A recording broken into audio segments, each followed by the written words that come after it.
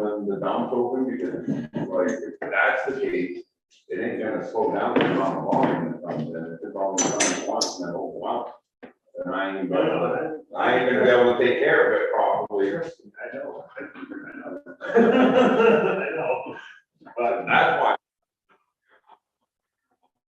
That's what I mean. all right. I just didn't. I want a recording of that. I don't care how much you charge. All right, right. when I got a treat Reserve for you, recording. just remember it's X amount load. We are recording right now, just to let you know. Broadcasting it live on Zoom on YouTube. Interested. All right. YouTube, Zoom, and. Oh, Facebook. Everybody ready? As ready as we're gonna be? All right, I'd like to call this meeting of the Select Board for Shebig Island to order. And the first item on the agenda are public comments for items not on the agenda for discussion, not action. Is there anyone in the audience who would like to bring something up that's not on the agenda? All right, seeing none, let's move right on to the town administrator's report. So I tried keeping the town administrator's report light, but then a few other things got added to the process. So the first thing is the annual town meeting. A decision needs to be made about where and how we are going to host the annual town meeting that is anticipated for June 11th. My recommendation is we do it at the hall at 9 a.m. like we've done in the past pre-COVID, but that's a decision that you and the board need to make. So, what are people's thoughts on what do we do about town meeting? Mark, I'm fine with all. Bo, Saying, Jen, Yep. All fine. Jay? I'm wondering about the rec center being, I know the acoustics are terrible, but it's a lot bigger room. And if we're gonna have a bunch of people, it would be, rather than jamming as many people as you can in here, why not go to a bigger room? Okay, what's the thought on that? Anybody have a thought, Mark? I wouldn't mind going to rec center. The only problem is you're gonna have to use some sort of microphone if you go there because it's really not, even with the sound blankets, you're not gonna be able to quite hear. So if we consider the rec center, I'd like to consider, having Chip Emery help us test the sound system, just like we did when we had the last one when that internet board was there. It wasn't terrible, that sound system. Yeah, whatever they did help to accommodate it. What do you think, Bo? yeah, I think if we do that, I agree with Mark as far as that. It might put people at ease too, if there's more room to spread out. More people might come. Yeah. What do you guys, you mind if I ask what they No, think? I was just gonna do the same thing. Go ahead. You asked. Sorry. No, you- What do you guys think of that?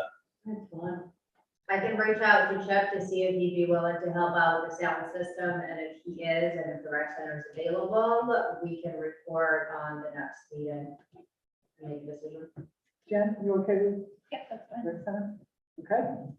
All right, so we will hear about that. Okay, what else? The next thing is we hired a bookkeeper. Yay! It only took 4 months. Tim Opelnick, who is a resident of the island, has been offered the position. His first day was last Friday. Because I'm the one who's primarily having to train him, we're transitioning to starting out a couple days a week, and then when he learns how to do those things, then he can slowly start in a little bit more. Marjorie was here last week for quite a few days, and she just accepted interim town administrator position on Vinyl Haven, so it may be a few months before she can come back and help us, because she is stepping in to be the town administrator there until they find one. What's his face like? Did Andy leave? He left, he got, I think, I wanna say Wisconsin, he Wow. got a full-time job somewhere else, so he's leaving in a couple of weeks, she's stepping in. But she's gonna be in this area on Thursday, so she's gonna come back, and right now, so I don't have a town treasurer's report because she just finished the April reconciliation, and so she's gonna come back on Thursday and Friday and work with him and try to train him on the May one, and so the next meeting, I'll have the treasurer's report for that. But either way, hopefully it works out, and we will have a full-time bookkeeper and make things a lot easier in the office. Any questions about that? The stone Can I work, ask a question? Yeah. Taking a minute to process. I'm still thinking about Marjorie being an interim town administrator. What's our plan for reconciling? Will she still be able to do that, or what are we gonna do about that? so it's, right now, it's gonna be based on, so that's one of the reasons why I want her to try to train Tim. Because between my knowledge and whatever she could train him, I think if she's gonna be full-time on Vinyl Haven Yeah. until it takes them to hire somebody, Right. so it's gonna be a while before she can get back here. But we do have in this budget, and based on the budget, as well as we don't cut it anymore, we do have the flexibility to be able to have her keep coming back and helping, and so she's more than happy to do that. I think she enjoys getting away for a couple of days every month to come out here. And so the plan is still to keep her around and have her, especially as long as we haven't been able to find an auditor. She enjoys that part of the books. So we definitely have that flexibility, and she wants to come back. It's just, we might have to not be able to have her for a couple of months while she's back to working full time, which she's not looking forward to. So with the stone work tomorrow, the 5th, we'll have our 3rd of 4 meetings here at 6 p.m. Tomorrow's discussion will focus on fishing operations. And then Greg Pierce and Morris Communication will be the facilitators of that. So those are the things that I had on there. Couple other things that have been added or I forgot to add to it. One is there was a mishap in terms of the new system that we use called LinksLog LLC, which is the online company that we're using for keeping track of our warrant applications. And so I need a motion from the Board of Selectmen to cover a $2,050 cost for the current year for that, paid out to the Links Law LLC. And with that, come out of the selectmen's contingency. My recommendation is we take it out of contingency because we have some money in there. Yeah, is there someone who'd like to make that motion? Mark? I'll make a motion to authorize the town administrator to expend $2,050 out of the selectmen contingency to rectify the mooring application fee issue. Is there a second to that? Is it the mooring? Yeah, sorry, It's the mooring piece. mooring payment. I Sorry. thought it was. Oh, I we did, misheard, sorry. I'll second. Okay, I thought we did this at the last we meeting. didn't vote it, we didn't. vote to Nothing do was anything, voted. We It just was discussed a it. discussion.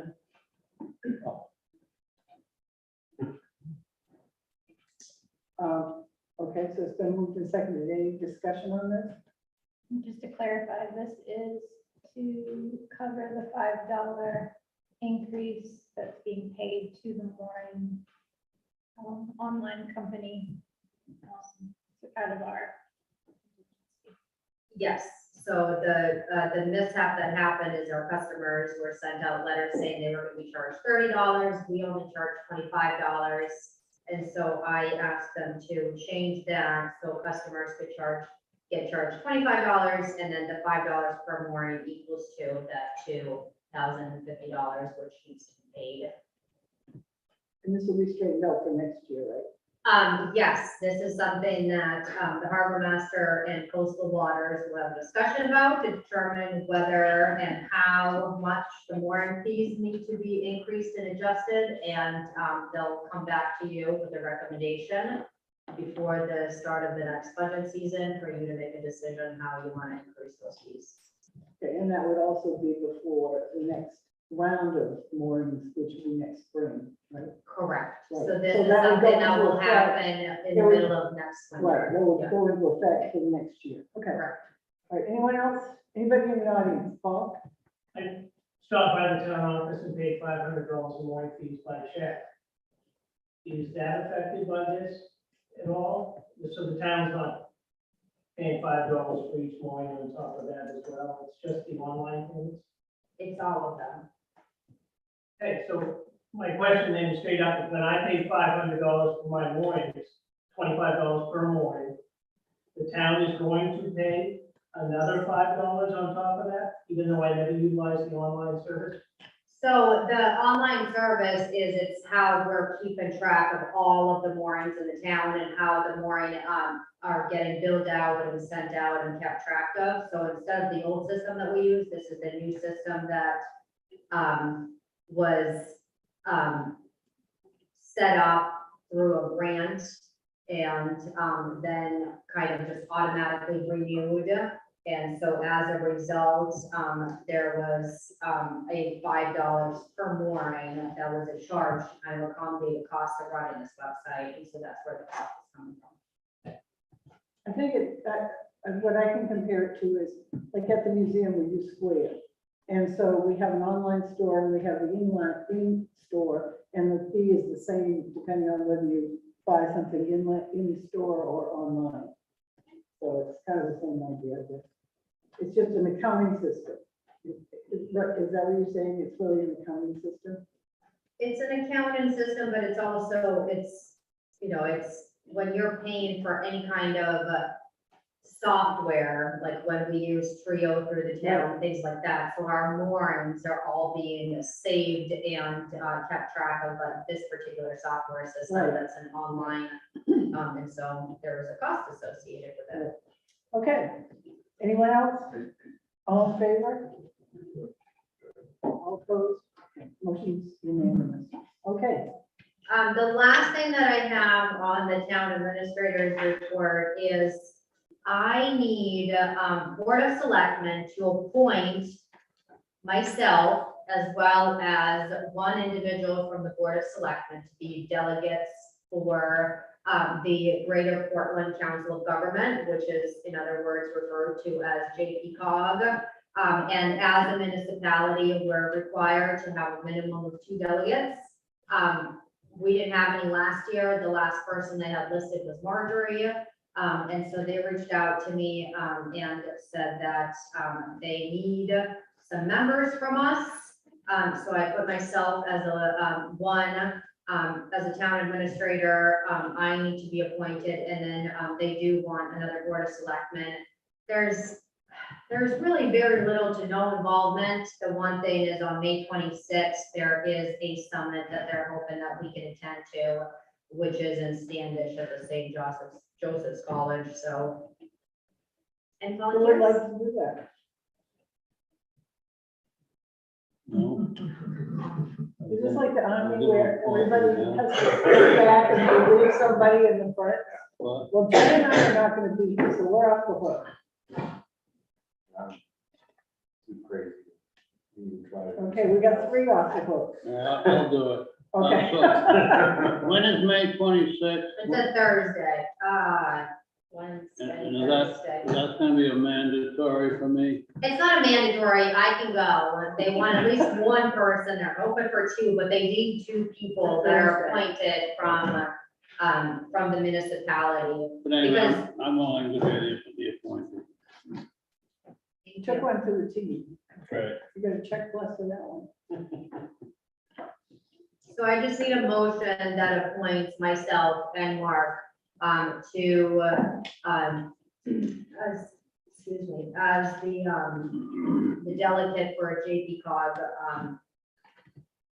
summit. Would someone like to make that So one? moved. Okay, It's been moved and seconded. All in favor? Thank you. All right, anything else? Could I ask one question? Yeah. At the last meeting, we talked about sending down to Coastal Waters Committee, a request of whether they would be interested in surveying and looking at the shore access I and, haven't had time to do that. okay, It's on my list, but I haven't had time yet. but we will, right? Yes. Thank you. Okay.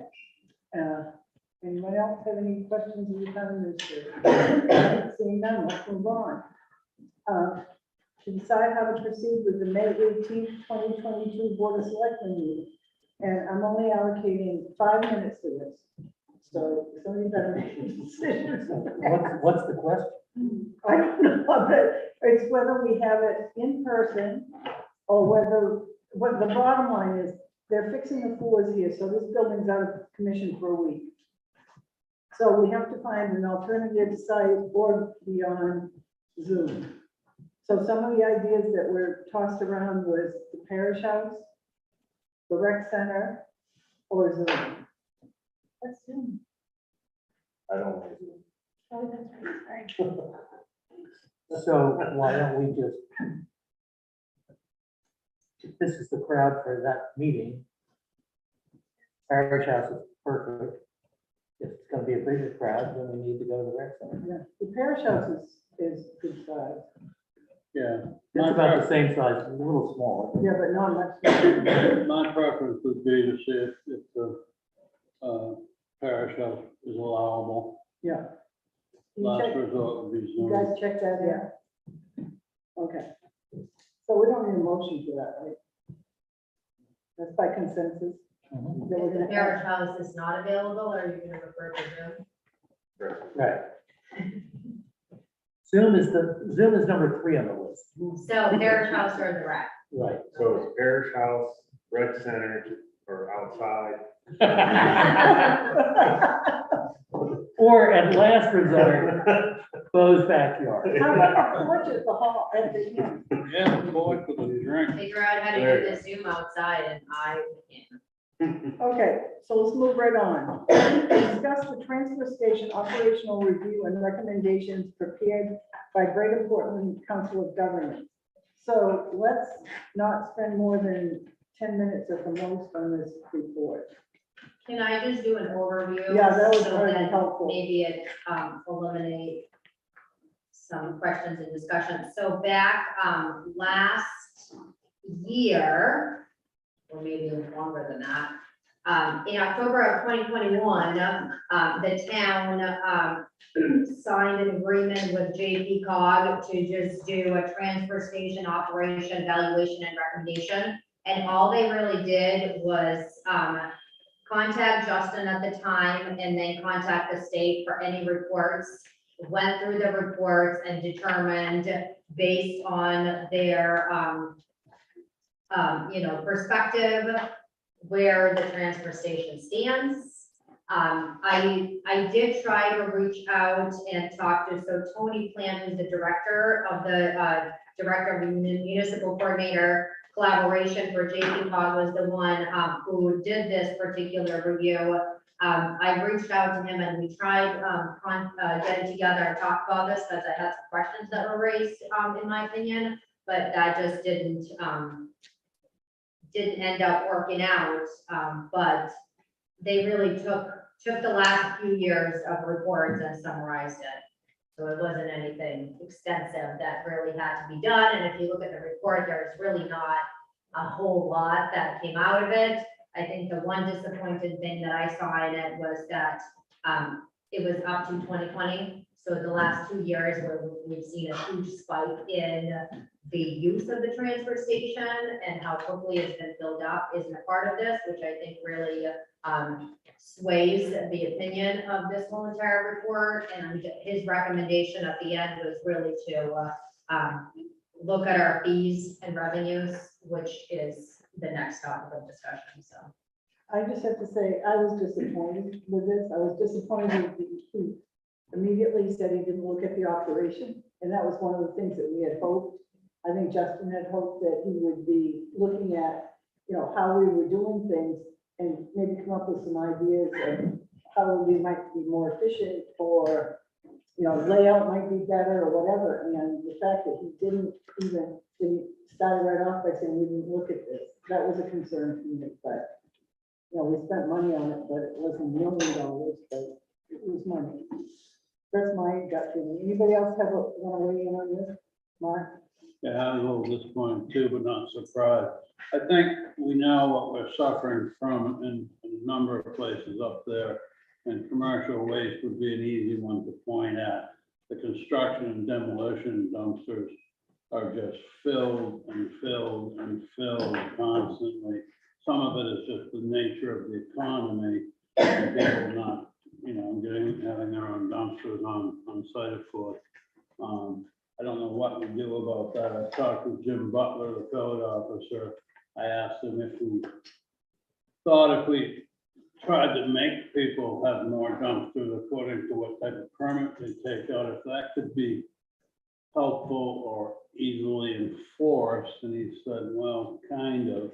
He'd have to make a determination looking at the application, the permit application, or whether he could require them to, and then if they fail to comply, what would he do? You know? So I don't know if there's anything we can do immediately to help with that problem.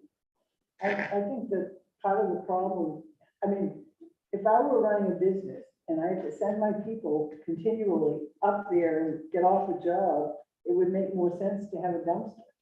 You know, if you've got any kind of trash at all, and it doesn't matter what your business is, it just seems like that would be more efficient than kicking your crew off and having them go up there and throw stuff away, and half the time having to wait in line, especially in the summer, when you can hardly get in there.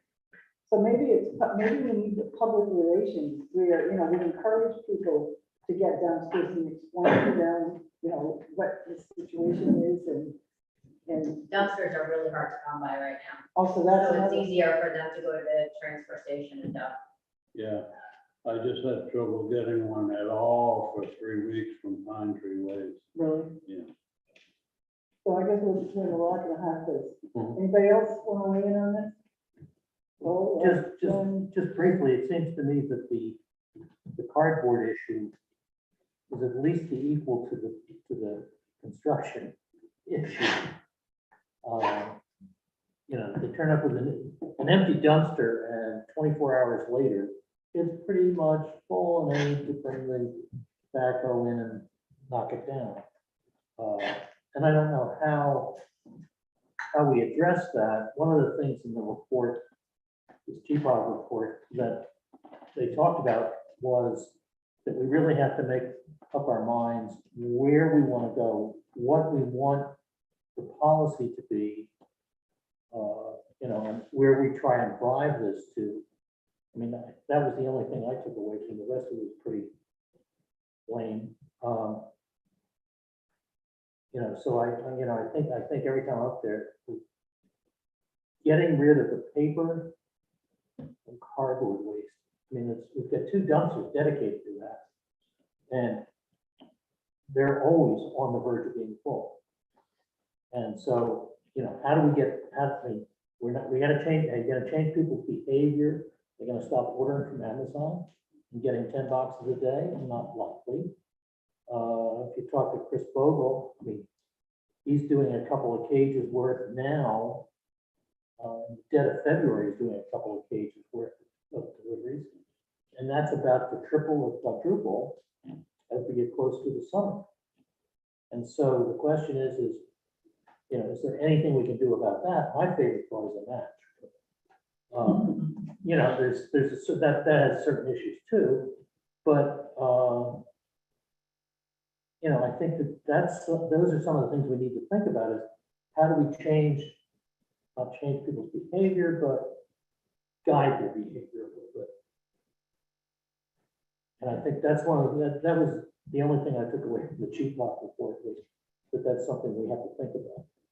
Yeah, the point that they made too was which things are going to be free around here and which things are not going, which should we be charging for? And that's the next discussion, I think, really. that really opens it up. Anybody else on the board before I go to the public? Other than I read through it and thought, oh, I'm glad I didn't vote for that. I was the only one that didn't think we should be, because it seemed like, if we really wanted to have a report like this, we all could have put that together. So yeah, really disappointed that, I thought somebody was gonna come out and look at how everything was I did too. Jenna, I'm set up with and, that's a big waste of money. you. Okay, anybody in the audience? We're gonna be talking about fees in a minute. Michael? Incinerators. Incinerators. My next two. Yeah, right. Well, that's what we used to do in the old days. We had barrels out back and we threw all of our trash in the woods. Well, we don't have to close back the wood. It's been pretty messy over here with the amount of people that are here, compared just in the 18 years that I've been here, how much this place has grown. And nothing's grown with it. Everything's still the same size, but you got 3 times the amount of people. There's really no way you're gonna solve the problem until you. Actually, we don't have 3 times. Yeah, it does in the summertime. It's gotta be with the renters and stuff. It seems like crazy amount of people over here. It seems like that because it's such a contrast, but we've actually looked at the numbers. And if you look at the number of houses that we have and you multiply it by, say, each house had 4 people all the time, which isn't true. So you would have like, say, 500 times 4, at the most, you could have 2,000 people. Definitely 3 It's times. probably amount more of like cars. 1,700. But anyway, they're bringing, they have more trash, they're more consumable, that's the issue, yeah. Yeah, and there is an issue because more of those people are short-term people. So they're bringing boxes and stuff down. They Yeah. don't take it back. Right. Okay, so let's move on if no one else wants to talk about this, and we'll go to the next agenda item, which is 22047, to consider approval of the Transfer Station Committee's recommendation to adopt a revised fee schedule. And before we start, I'd just like people to think about this idea. Because this is, if this passes and it's a new idea, I think we should come up with a date of when it's effective, whether it's June 1st or July 1st, because I think that people need to know so it doesn't go into effect tomorrow. Okay. So my recommendation of this, if you choose to adopt it, that you would stay in line with the July 1st budget. Last meeting, we adopted the new fees for the building permits. That's something that, he can refer to and look at basis on issuing a permit. This is something that our transfer station attendants are gonna have to learn and need to know on the fly. Also, this could potentially have some bigger impacts on people who dump. And so I think for the sake of advertising and for the sake of really spreading the word, if this gets adopted, I would feel more comfortable doing it within the fiscal year, just so that way it gives us some time to really spread the word and let people know the changes that could come. I agree with that. Okay, so who wants to present this? I think Beaker and Bo is the chairman of this committee. I just made that up. Yeah, you made that up. So we looked through, we started out with the fees, we looked at that, we compared several islands and costs and stuff like that. We first went through the ordinance to start to see, and we changed quite a few things in there, which a lot of the descriptions we didn't even have in there. So we wanted to clarify what we were talking about. The section 10.5, the fees, we wanted to change that. Certain things just, really didn't match up or with anything on the, so the solid waste fees didn't match up with this here. So we were trying to make them so that they match kind of, so you know that what we're talking about. The descriptions, change some dates, minor stuff. I think that's the next item, that document. I think the first one's the Oh, fees. so we're just talking about fees? Yeah. I'm sorry. All right. So basically, the numbers we came up on this was because of different islands and how much other islands are charging.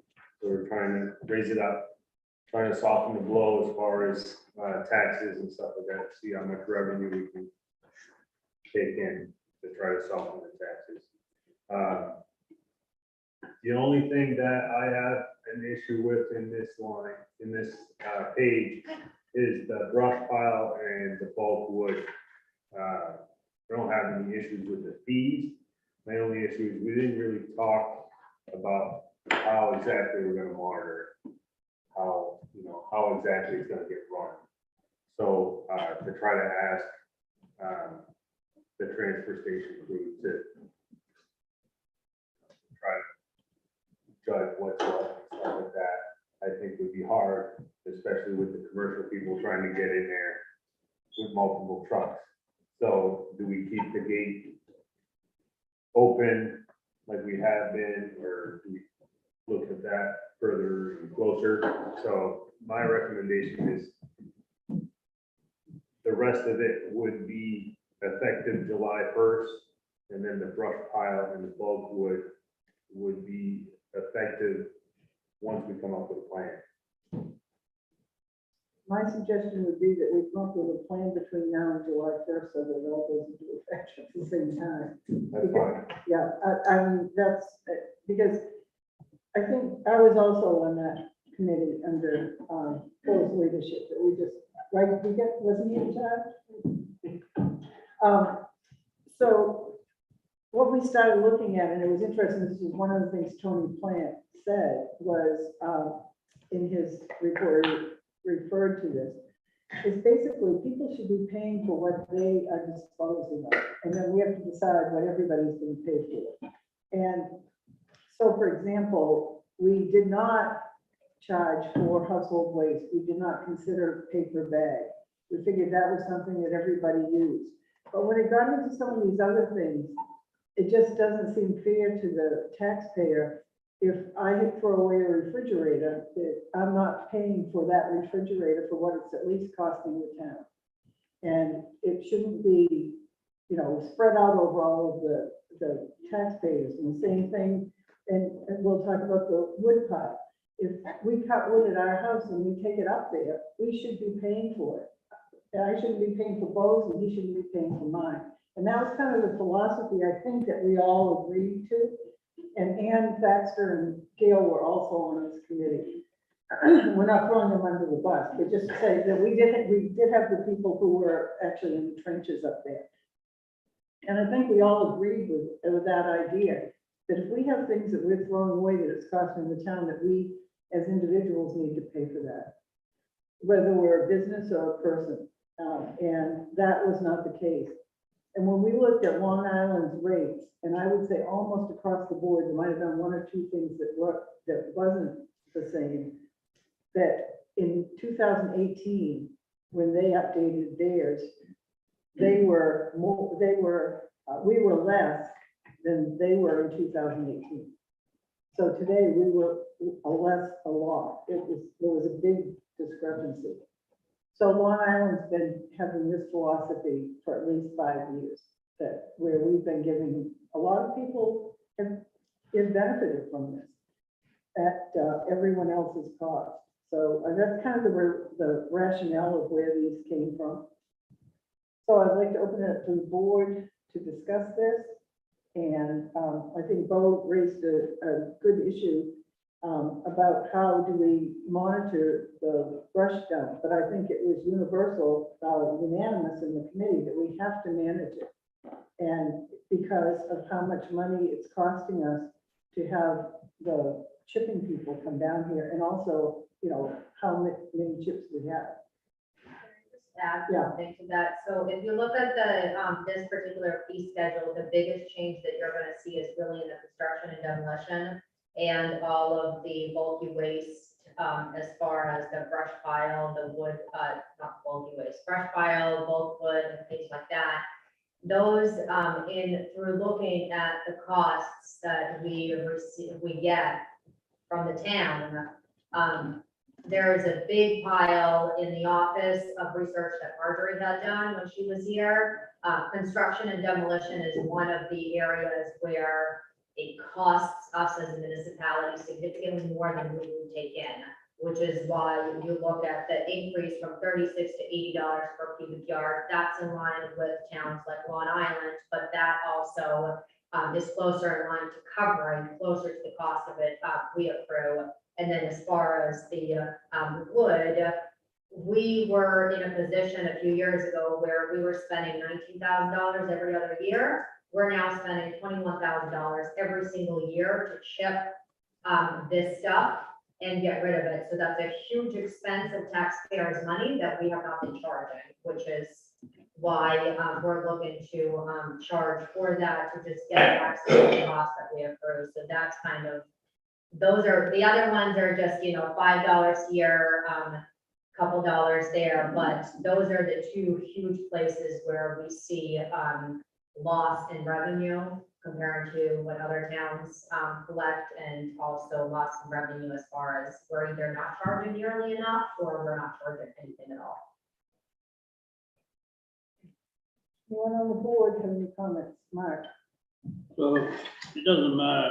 I thought we were already at $50 a cubic yard for construction debris, but I guess I was incorrect. We were still at 36 technically. Yeah. Okay. And if somebody comes up there with an 8-foot pickup truck bed level, it used to be 72, according to this, now it'll be 160. Is that the correct math roughly? Okay. And then, so what are you basing the increases on for appliances and universal waste and stuff like that? Where did those numbers come from? We looked at Long Island quite a bit. Just looked at another town. We did look at other towns, but Long Island was the one that they had a lot of details about charging for all kinds of different things. So They we had really- 3 pages like this. Yeah. We kind of slimmed it down a little bit. We Yeah. thought that was overkill. You should have seen their ordinances. Yeah, And the lobster trap one, I find interesting because we used to charge $1 for the gunfire trap, and now you're We're saying, recommending $2 if they crush it and $5 if they bring it up uncrushed. I'm wondering if that's gonna be a deterrent. so one of the things that we found in this discussion is, and this is something to discuss in the ordinance part of it, is fishermen fall under that commercial designation where they should be paid. So whether it's bulky dump weekend or any other time, they should have always been paid. You know, I don't disagree with that. I'm So, just wondering if this would be a deterrent to some. I'm hoping that it's gonna be, that all of a sudden, everybody's gonna go and get theirs in there. Pressure? No, before this happens, because then maybe we'll get something cleaned up, but, this, Long Island's been charging this for 5 years. Okay, that's And all I have so far, thank you. Yeah. so, yeah, I think you're right. I think they're not paying $1 now. I don't know if they can take 5, but Yeah. it's it's a major problem. It was not a problem when we had wooden lobster traps. People would burn them up. They were great for picnics and that kind of thing. Yeah. I don't know, I've said this before and I'll say it again. I think there are some people who clean it up and there are some people, no matter what, whether it's free, whether you charge them, they're just gonna keep doing what they're doing. So Yeah. I don't know how much of an influence this could potentially have on some of the people. Okay, anyone in the audience have any comments about this fee schedule? I have just concerns as, like, my whole livelihood contests on the dump. I don't know if you guys are all concerned, I know some of you guys, selectmen, are. No, I basically manage the wood dump for no cost to the town, nothing in return. I bought equipment to take care of the dump because it was unsafe in the past. It's been run, I think the last 4 years, it's probably been the safest that dump has ever been since I've been over here. Everything used to get pixie stick, now it's all stacked, neat. And I do this all, I'm a taxpayer over here, and I do this all in my time. And roughly say I put 20 days a year in, working at that dump at $1,750 a day. I'm investing $30,000 of not counting my pay that I pay people, this is just saying just the wages I lose from not being able to go do another job on this island. But I also pay my guys $450 a day when they're up there cutting and we're putting it all through there. So I'm roughly probably $32,000 a year as a small company on this island that I invest into the stump dump. So if, like you guys say that it's gonna be regulated and only open a certain amount of time, it's not feasible for me to run a company. You see how many people are cutting trees and stuff that's coming off this island. I can't bring it all in the stump and stack it for free, make it so it's safe so other people can go up there and dump. I stack everybody else's wood. If they bring wood up there, they dump it, I stack it. I don't, and I've never sent the bill to the county bill or anything like that. I just would like, as a town council, to just think greater than just one thing. This is my livelihood. You guys could literally cripple me and make me leave this island on one bad decision that you guys make up to that time. I don't care about the fees. I don't care about my time putting it in it, because that's how I make my money. I will invest back into the town. I'd love to donate to certain charities over here.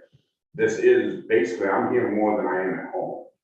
So I just want to be able to be clear with everybody, like, if you guys decide that it's gonna be, you're gonna charge only when the dump's in there, like, I feasibly as a company, I cannot do that. And stack it all for free, make sure that it's safe so other people go in there. You figure in 2018, when we had probably the biggest storm in this over here, other than the Patriot States going way back, the dump was shut down and people had trees on houses and we couldn't get the trees off their houses into the dump.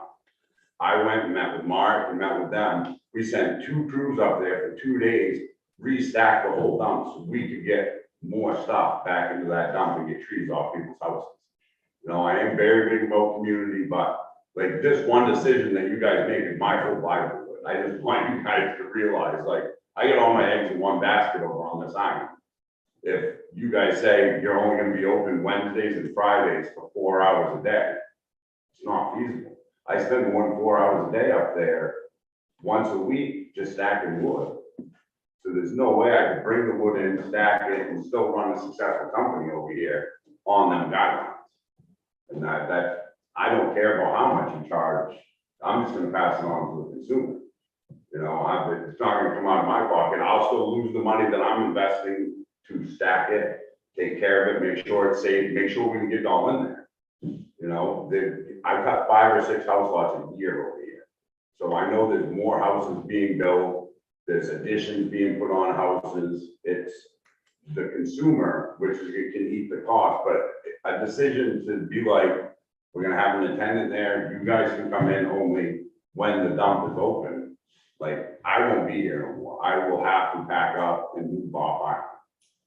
I will not be able to run a successful business on that little bit of time frame. I have kids, I have a family. I can't be over here Saturday, Sunday all day, bringing wood in. That's just my only concern about this whole thing, is if you put certain times on when I can go in there, it's just not feasible to run a company that we're running this much wood.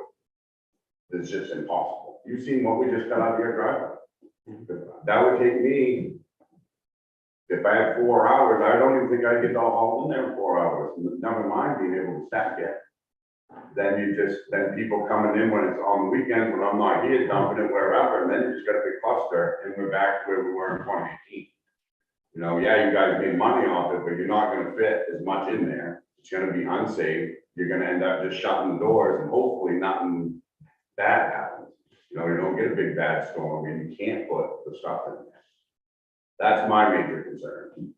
Well, we really appreciate that comment, and I think that there can be some creative thinking about how to be able to make this work. And so I think that it was a good idea that, you know, we've got a month and a half or something to actually sit down and come up with some kind of a process. One question that I had is, and this is thinking outside the box, but you are probably the best person to ask. How much wood is going up there that if we had a sawmill that we could actually use and get?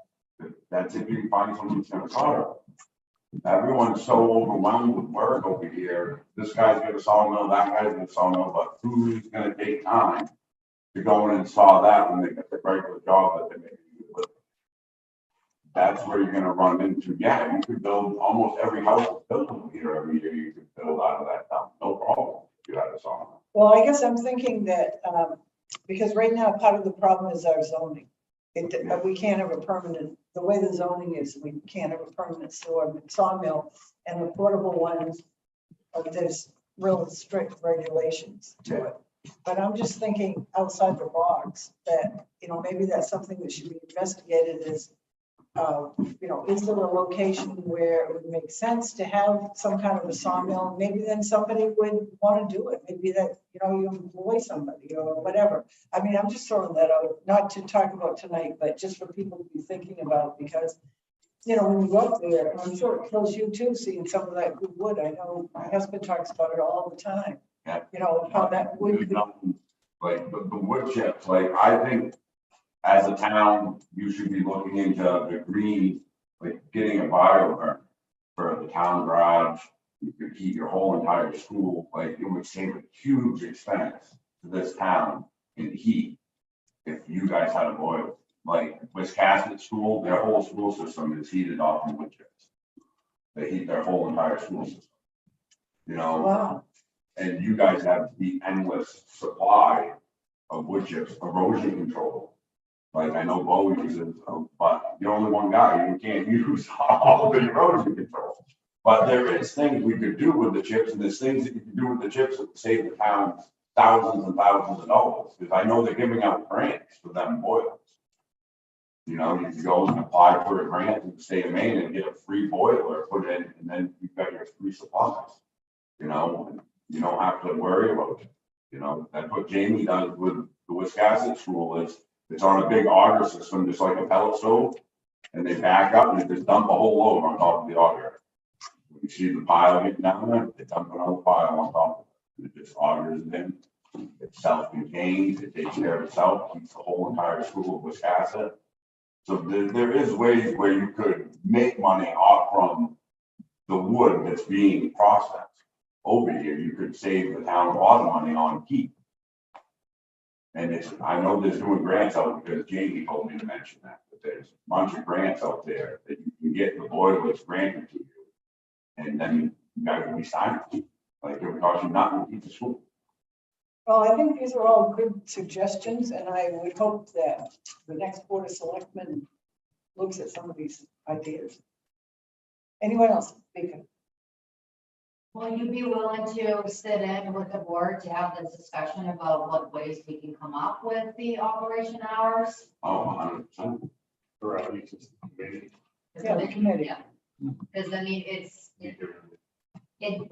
sounds like you do play a valuable resource with how that whole operation runs from the administrative perspective. I know that if you go in other municipalities and communities, you're working around the hours that they set. And so we have a unique situation that we have going here, and I think it would be really difficult to enforce. Personally, the honor system, well, it's, it could work great. I know a number of people who use and abuse that within the transfer station, and it's something that would put more stress and more work ultimately on the transfer station staff and the office staff to try to go after people. So that's something that I think would be a lot more difficult to enforce than than just saying, let's do it on an honor system. But if you have some suggestions about how we can work around that, then I think that it's definitely. I'll take a place on like saying that I run the transfer station. I basically do. The only thing I do is not push up the product. I take care of absolutely everything other than pushing the product. So we want to thank you for that. And Vika will set up a meeting of the committee and invite Jim to come. And that's great. Okay, does anybody else on the board have any thoughts about this, Jay? Somewhat off, not wood, because This is all open. because I think that having Jim talk with the town about, hours and how that can be I mean, he's the one that's picking it up and stacking. Right. We are. So it would be a really good thing that we can work out something that mutually benefits everyone. Second thought is, if somebody wanted to buy a wood processor, you could send somebody up there and take all that stacked wood, chop it into firewood. Yeah, And- most of the firewood though does not go through that dump. The 95% of it's all softwood that goes up to that dump. Softwood burns too. Yes, but a lot of people, like, you know how many piles of wood I've got to people over the end and it's rotten to ground. Like, there's an abundance of wood, even if it's good wood or not good wood. It's not all going to get used. People ain't here long enough. Yes, the year-round residents, yes, they do burn through a lot of wood in the wintertime, but most of these guys that are here for 3 or 4 months, I'll cut them a 10-foot pile. And the next thing you know, it's all up to the dump anyway, because it's sat and rotted and gone by. So, I'm gonna go into another point. yeah. Vika, one of the questions I had was, what does it actually cost us to get rid of a refrigerator? It's not a trick question, actually. $12, something like that. Okay, That so, number off the top of my head. okay, so let's say it's $15.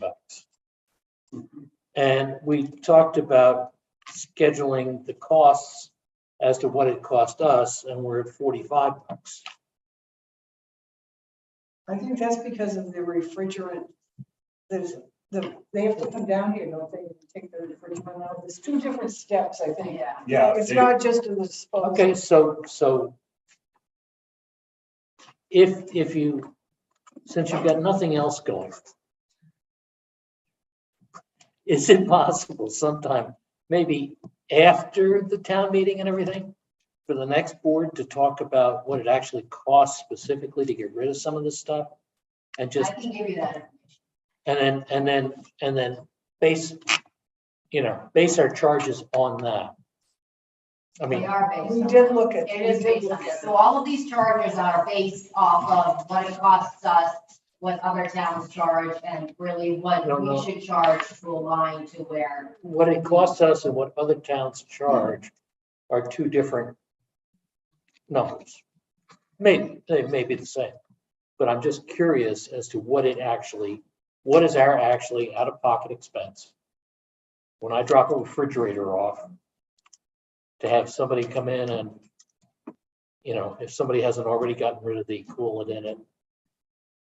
I don't know that number off the top of my head, but if you come in tomorrow, I'll pull that file up and you can see it. I will try and come in tomorrow. That's okay. Well, I just add, I understand what you're saying. So when somebody drops a fridge, town crew has to go move it to wherever if it's unable to get moved. When the guy comes over to empty the refrigerant, and the town crew has to go over and take all those fridges, crush them and throw them in the dumpster. And then we're paying for all of that. and we then So have to that's transport them to Fort. Okay, no, that's, So some of the cost is not, you won't see it.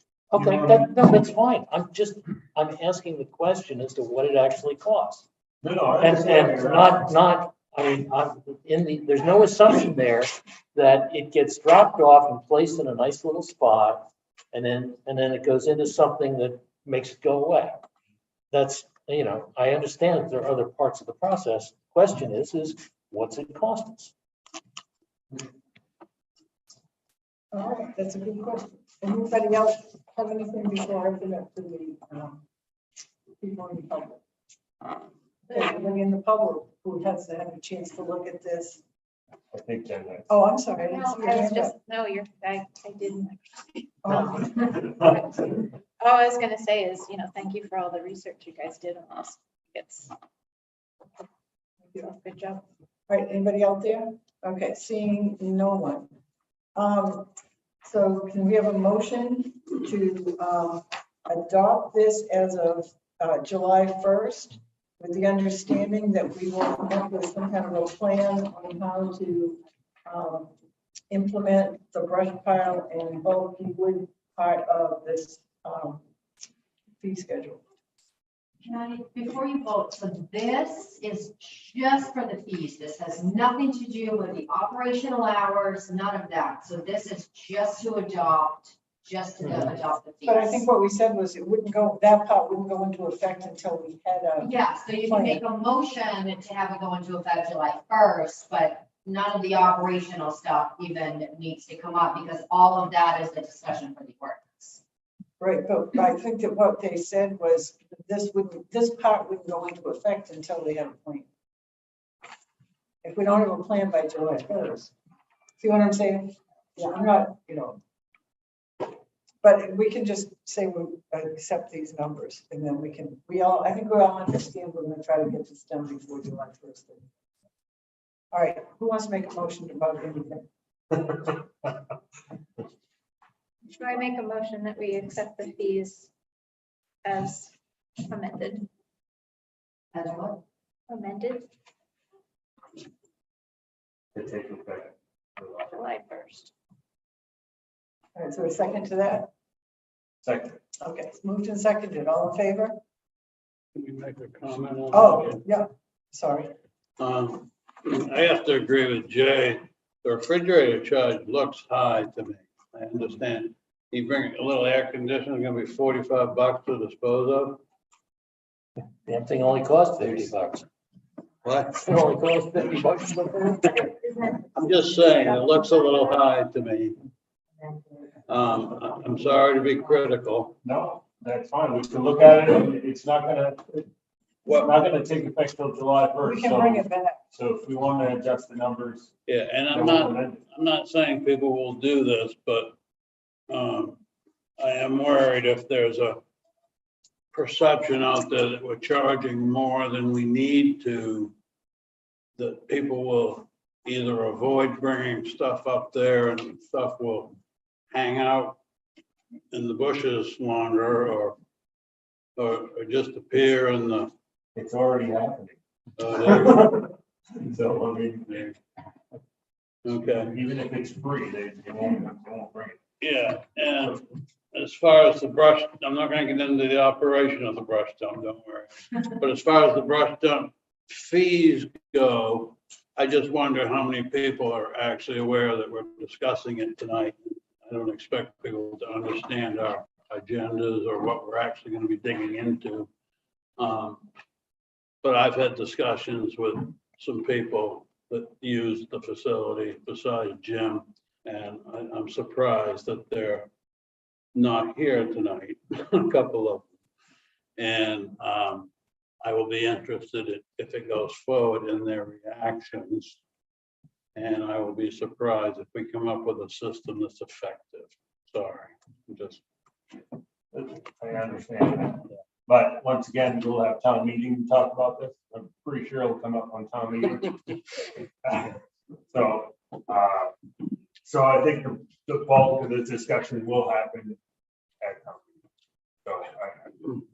Well, and I think that it's really important that if we pass this tonight, that this information there's a link on Beverly's website first thing in the morning that says this is the new, going into effect, and on the town website and all of the different places where people might see it, social media or whatever, and get the word out there.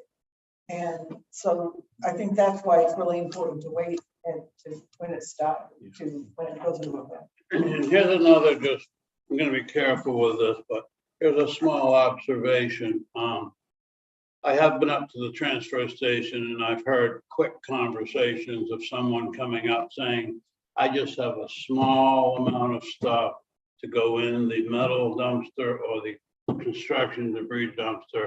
I'm going to throw that in there. And even though it may be a small amount of stuff, there should be some small minimum charge. Sorry. I made 3 phone calls this week to people about how it's a no charge station. And no matter what they've done. And I know that sounds like a critical statement, but it's just an observation. Nope. Thank you. Just one last thing. I don't mean to beat a dead horse. On the brush pile charges, you have 6 to 14 inches in diameter or less. I would like to suggest you make that 6 inches. People don't understand 14-inch is not brush.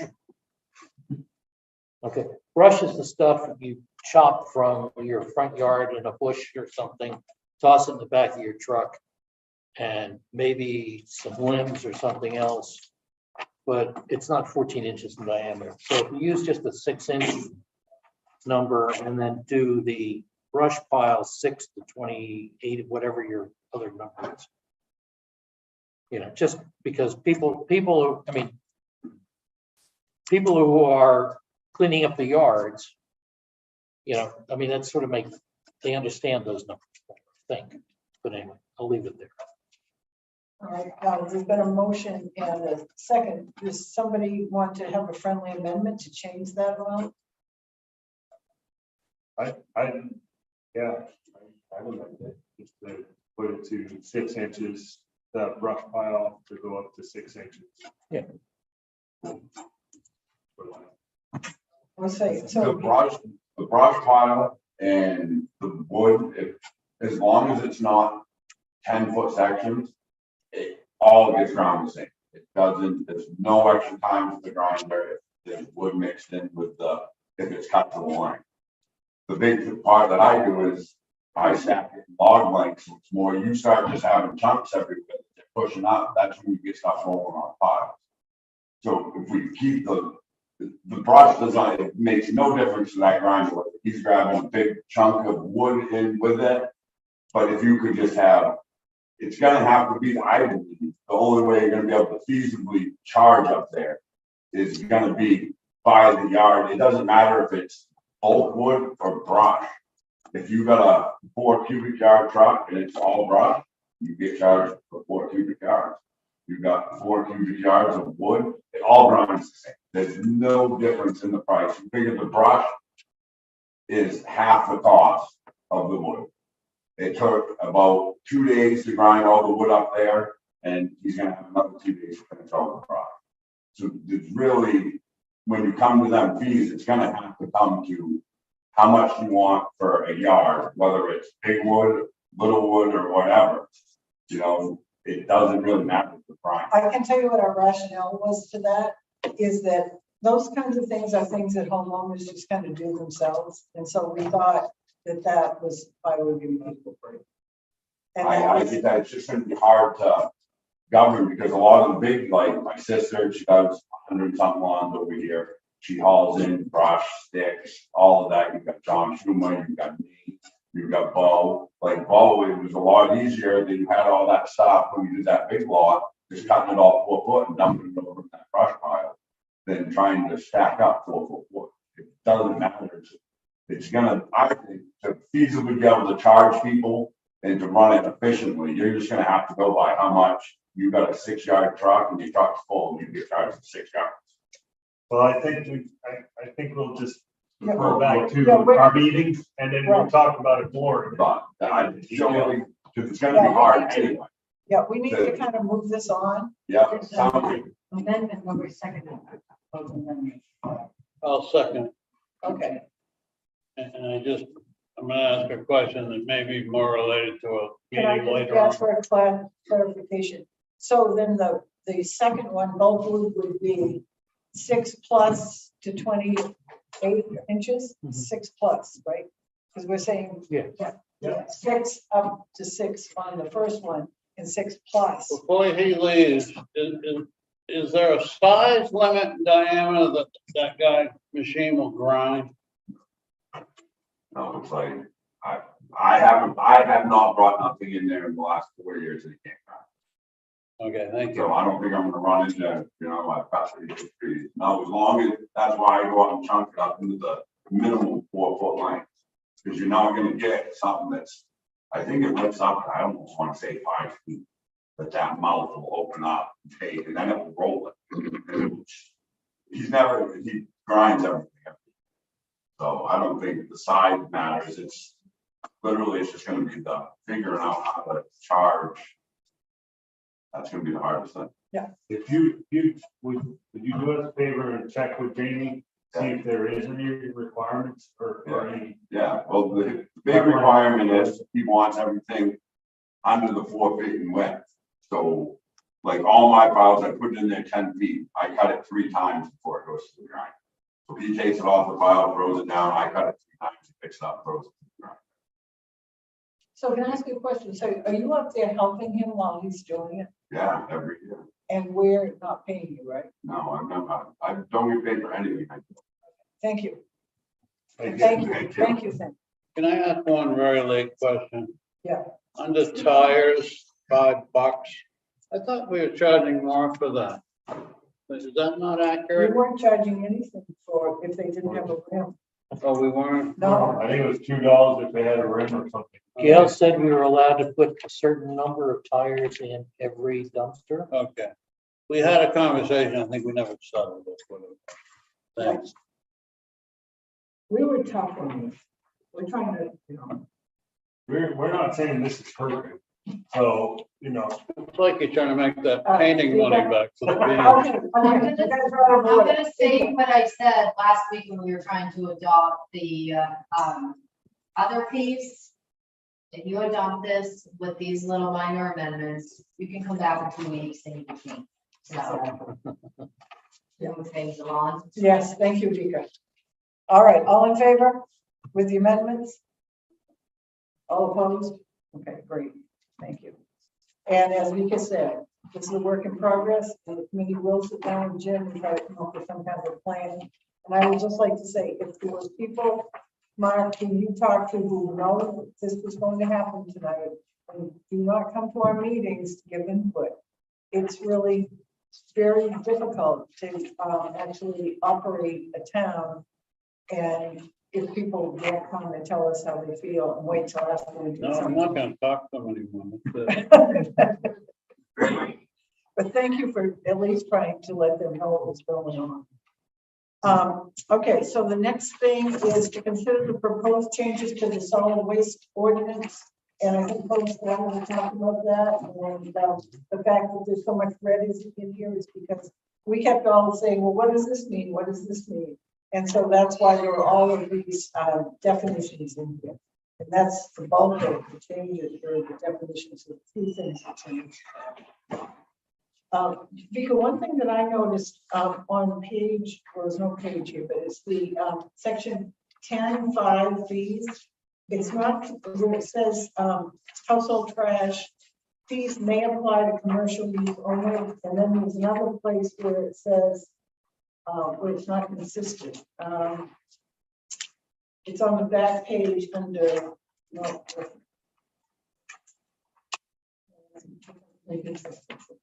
I was thinking there was another place where it said it wouldn't, but. For commercial use?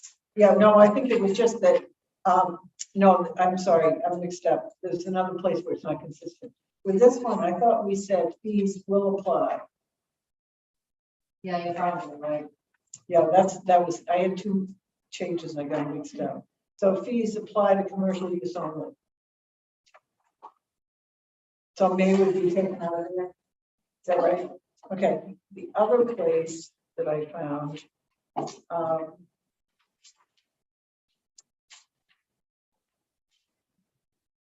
okay, on section 107, it says the town may designate at least one weekend. And then on the, what is it, maybe this consistent.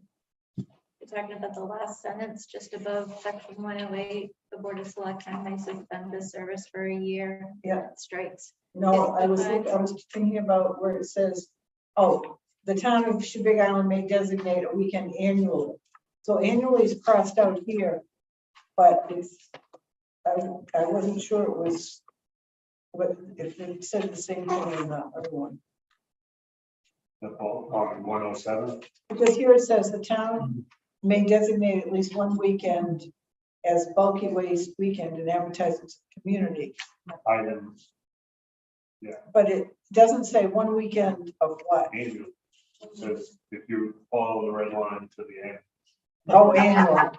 That got out. No, well, see, the annual is crossed out on number 7. That was the inconsistency. On number 107, no, it's not. No, number 7 on the last page.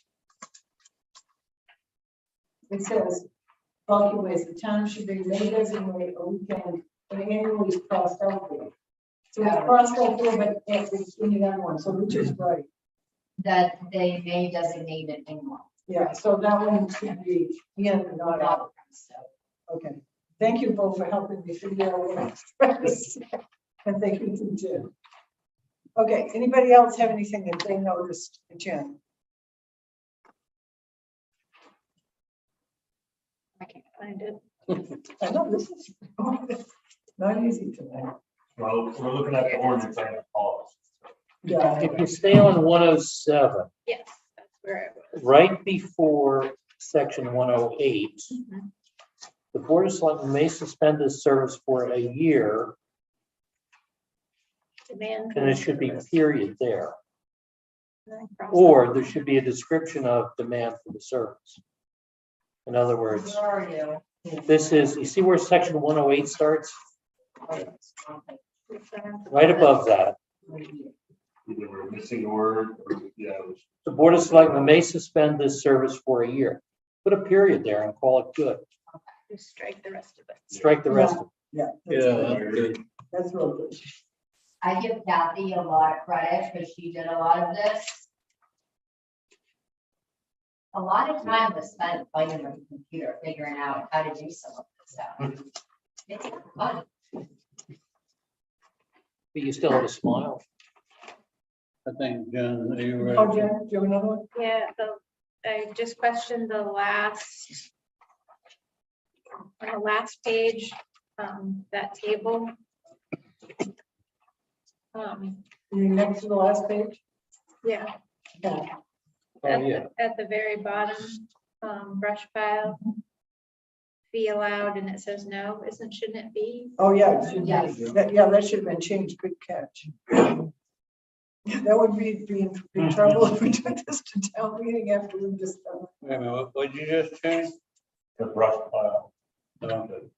And in that description to the right of it, still says nothing bigger than 28 inches, does that matter?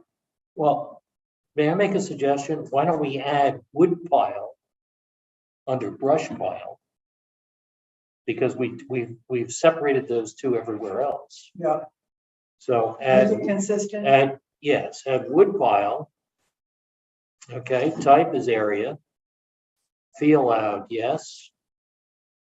And in there, okay, let's start with the brush pile. Wood in 3-foot lengths, nothing bigger than 28 inches wide. We just put, I'm not quite sure what we need to We put there. said We need to 6 change We that. said no more than 6 inches. 6 inches in diameter. And wood pile area is 6 inches to 28, was it? Let's put 6 inches in above. Okay, well, no, because you could get a 5-foot tree diameter. Well, I don't know, yeah. That's This is gonna be voted on by the town. Yeah, my suggestion would be that we can go through this and make it consistent with the fees that we've just done, the language consistent. And then, if we need to come back to it, because this will go to town meeting. Yeah. And so it should be consistent. All of these descriptions should be consistent with what we just had for the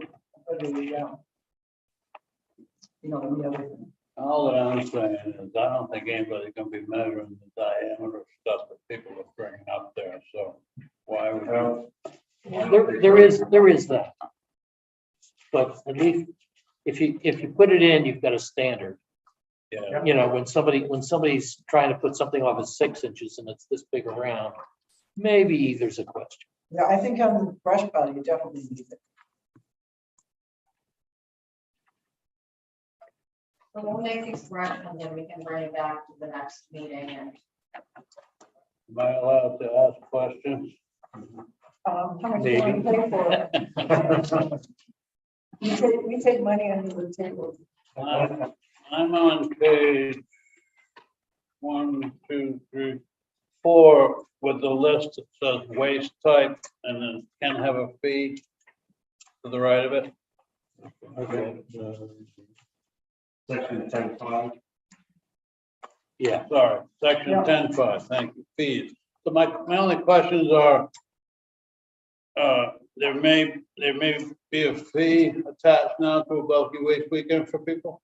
Is that what this? We put it in there in case that people decided, because we do. Well, that was one of the issues that we talked about, is how much it's costs us to do it.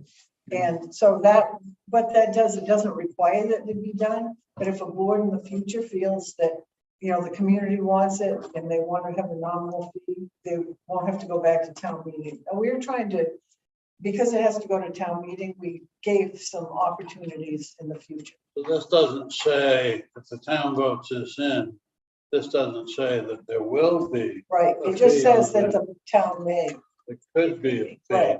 And that would have to does be that give advertised. Does that give a future board of selectmen the right to attach fees suddenly to a bulky waste weekend Yeah. without Yeah. going back to town meeting? Yeah, Same with, all of them. hazardous waste and waste Yeah. oil. All of them. Thank you.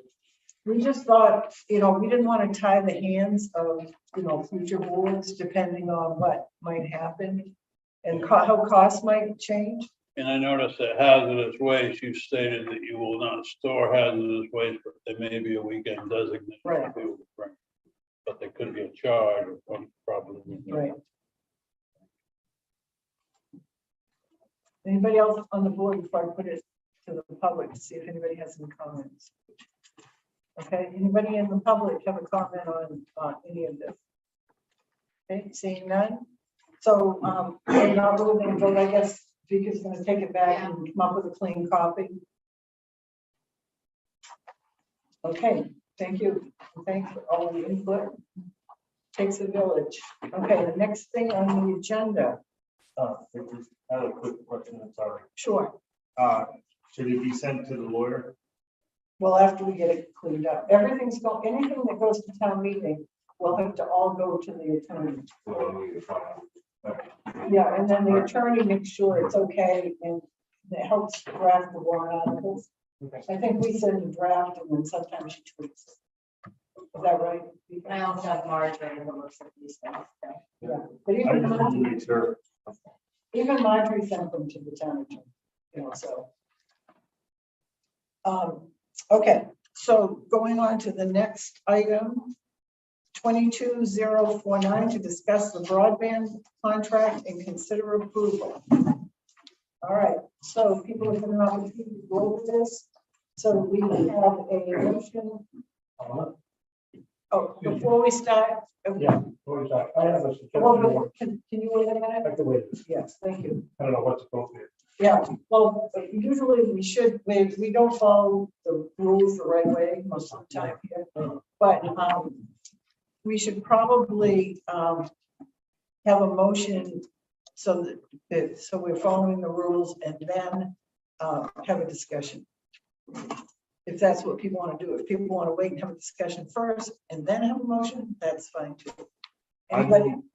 I move that we accept or sign the franchise agreement and the construction agreement between the town and actually as written. Okay. Is there a second to that? Second. Okay, so it's been moved and seconded, and now we can have discussion. I'm gonna ask the board and then I'll go to the public. Mark, As Michael and David know, I was not able to attend more than maybe 2 or 3 of your subcommittee meetings. I apologize for that, but I've tried to stay in touch with Michael especially, so I'll be quick with my question. On the franchise agreement on page 5 of 17, it says all upgrades to the system shall be joint responsibility of the town and Axiom, and recommendations of the central office and main trunk. So if there are upgrades that Axiom and or the committee that's overseeing or working with Axiom, they would bring those recommendations back and make them to the Board of Selectmen in a public setting, I would assume. And how would it be determined whose responsibility was whose as far as financial? Would that be a negotiation? I think that'd be a negotiation. I have to add that if, as we think is the case, we don't have to have the liability insurance required for poles, on poles. Actually, I'm proposing to pay us $10,000 a year to go into an upgrade fund. Yep, So that will make it easier to have that negotiation. okay. And then on page 6 of 17, at the top, Axiom will guarantee payment to the town of Shabig of a flat franchise quarterly, totaling the amount to cover the cost of the barn or the annual equivalent after. And then it says it will also have a sum meeting one of the following conditions. One is a $10,000 payment for a system upgrade, escrow fund, and the other one is cost of liability. So can you explain quickly why there's two choices there? It's we don't know what's gonna happen with particularly consolidated ones of poles.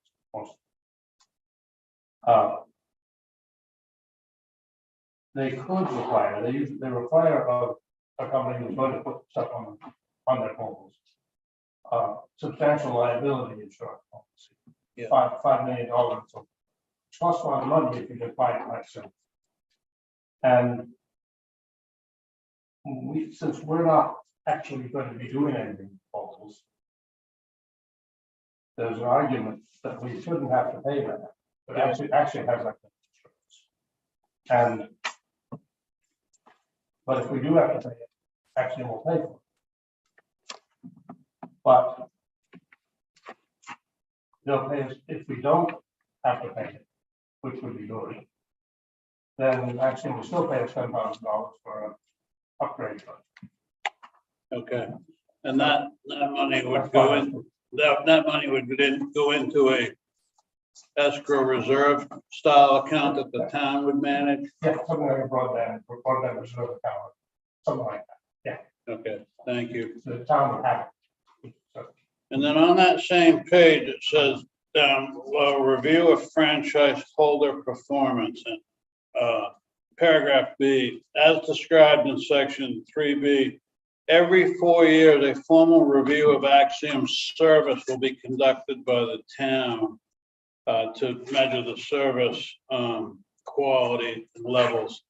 Who will do that? The subcommittee? That would be the standing broadband committee. Yeah. Okay, And we'll do whatever we have to inform ourselves and how people are, if people are happy, we can complain. thank you. And then just one more question, Donna, I'm trying to be brief. Over on the construction document, I'm actually on page 17 of 19. And it shows the broad construction category. And I think you were just discussing, Michael, the make-ready $292,500. So you guys have included that, even though there's a possibility that won't need to be paid Right. in a best-case scenario.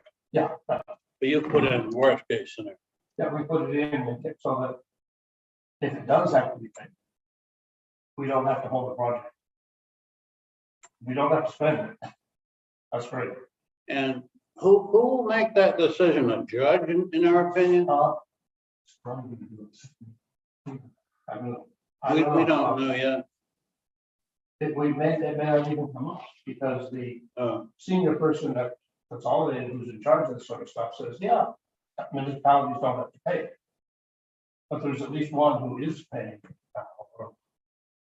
So it's an unknown, and there's no way to find out. But there may be some reasonable set cost to compensate consolidated for realigning their. Well, they'll charge us if they have to move stuff. If they actually move stuff. But no, they're not allowed to charge municipalities. Okay, thank you. Michael, I want to ask a question. I noticed that there are 3 lines on that chart that are gray. Are those all variable costs, or are they just the make ready? They're estimates. We Okay. don't know how many poles are gonna have to be replaced. Oh, okay. Things like that. Okay, all right. And we're making higher than, relatively high, but best guess. yeah, okay. Anyone else on the board has some questions about the contracts? Jay? More than one. Okay. I went through both the construction agreement and the franchise agreement. And I saw basically the changes that were made were the changes suggested by the attorney. There was one addition specifying the speeds added to one area where that had been suggested. When we get through the whole thing, and I guess while I have a whole lot of questions and we'd be going forever, unfortunately, my real question is why haven't we found the things that really worry me are, one, that there is no performance clause, there's no bond, that if somewhere in the middle of this, because costs skyrocket, wire becomes unavailable, the whole thing falls apart, and we've already laid out $1 million plus, and we're sitting there waving our hands in the breeze. And my question is, normally in a construction project, you have certain forms of insurance that are purchased to guarantee the performance. And this was brought up before the changes, the last set of changes were made. And I see that that wasn't incorporated. I'm curious why. Okay, the reason is that normally in a construction project, the constructor does the job, whether it's paving a road or building a wall or dredging or selling a some product. And then that transaction's over until the next time, except maybe there's a guarantee. In this case, Axiom doesn't really make any money on the construction. They've got a $47,000 project management fee. I would say they've already earned about half of that, just to help with that grant. But in any case, it's not a lot of money. But they make money is with a completed system, where they then get people paying fees for service. So in that case, their interests are aligned with ours. So their interest is much in ours, but they have a completed system and it works. And given that, it didn't seem that the $50,000 of bonus bond cost was money well spent. Okay. And might I add to that, we asked, is this common in the industry? And the answer was performance bonds for such construction projects for broadband internet service are unheard of. For just the reasons that Jay that have been outlined. I'm going to go back and if we were dealing with a company that had the money to stand up to any issues, I would say, fine, we could probably start to maybe think about living with that. But since we're not, I find it very difficult to move forward because the town is basically all of the risk. You sign a contract to do a project. Everybody accepts a certain amount of risk and liability and so forth. All of the risk and the liability in this contract is on the town. There is none on the side of Axiom. And that's not the way you do a contract in business. And if the question is they can't come up with 50 grand for a performance bond, that even raises the level of anxiety further. Jay, I had a conversation with when Vika was sick with Natalie. And I point blank asked her, I said, does this contract protect the town? And do you feel that it protects the town? And she said, yes, I do feel it protects the town. She said, that's my expertise, but my expertise is not in how many gigabyte, whatever they are up and down. And she could not say that it protected us as to the actual speeds and all that kind of stuff, because that's not her thing. And so I asked her again, because we were talking at that time about the binding arbitration. She did not want binding arbitration. She was explaining to me why she didn't want it. And so I also, so at the same time, she said, one of her colleagues at Jensen Baird has a client who is in business right now with Axiom, and they have not had any problems. So that was her, that was, I asked her that question because that was, I don't understand half of this stuff, and I'll be honest about it.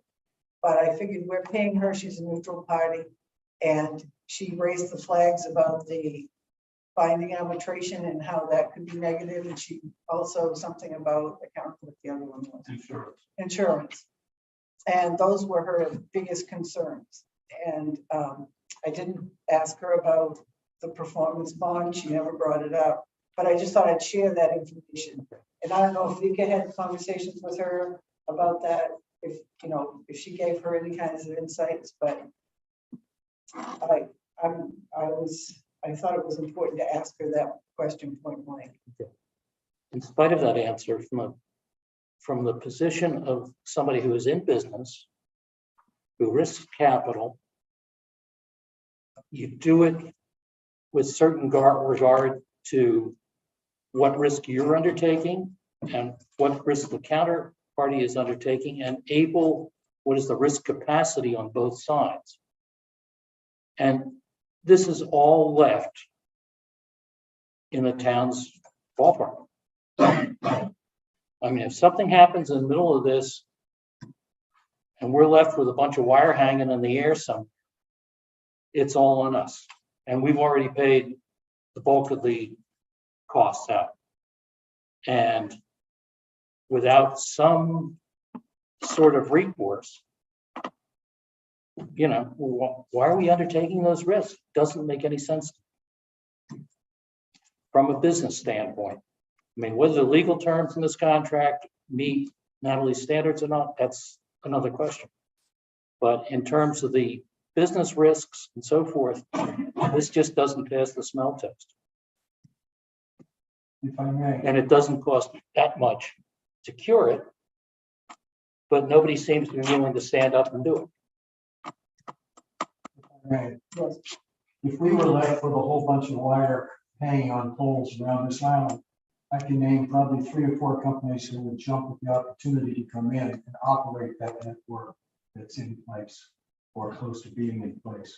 The risk isn't so much with the construction of it, but with the operation.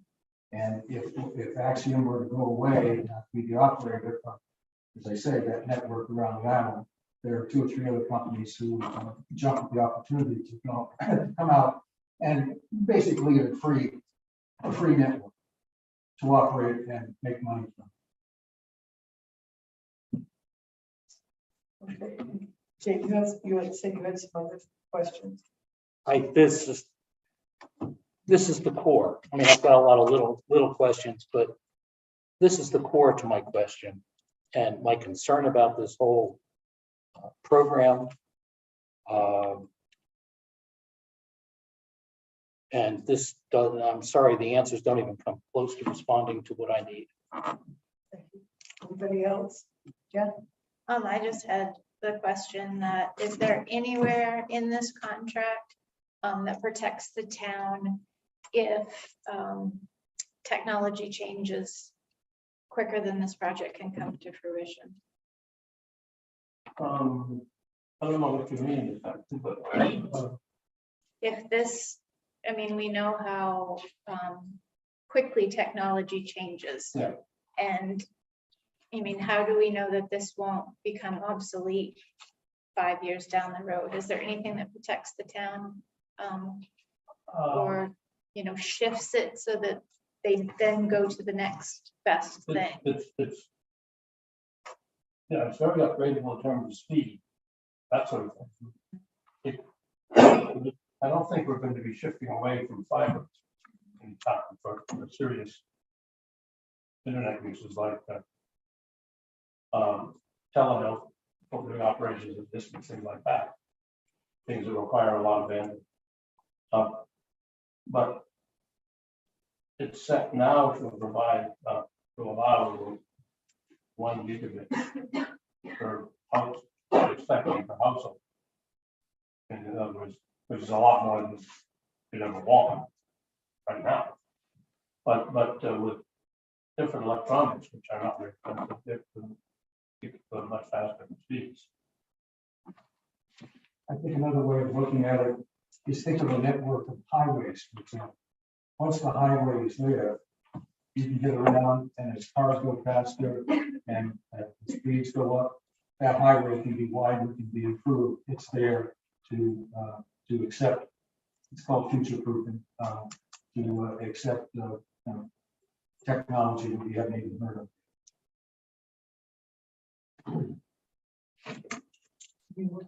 No. Anyone else? Okay, anybody in the audience?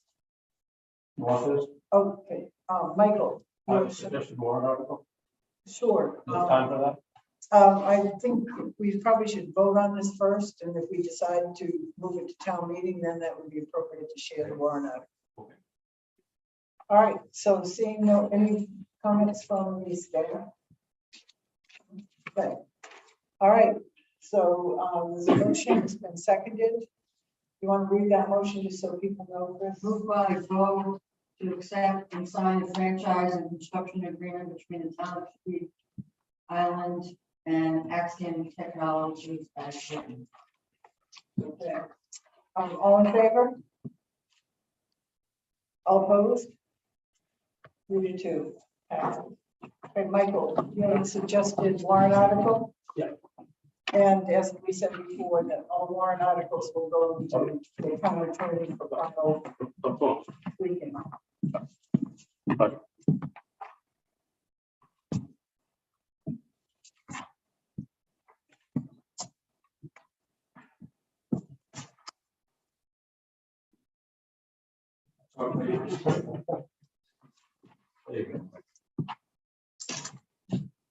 I'll send you the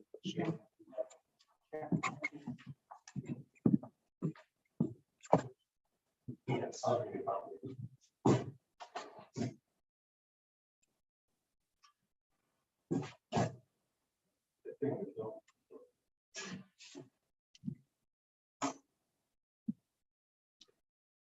My only comment to this would be, I would say on Great Shebig,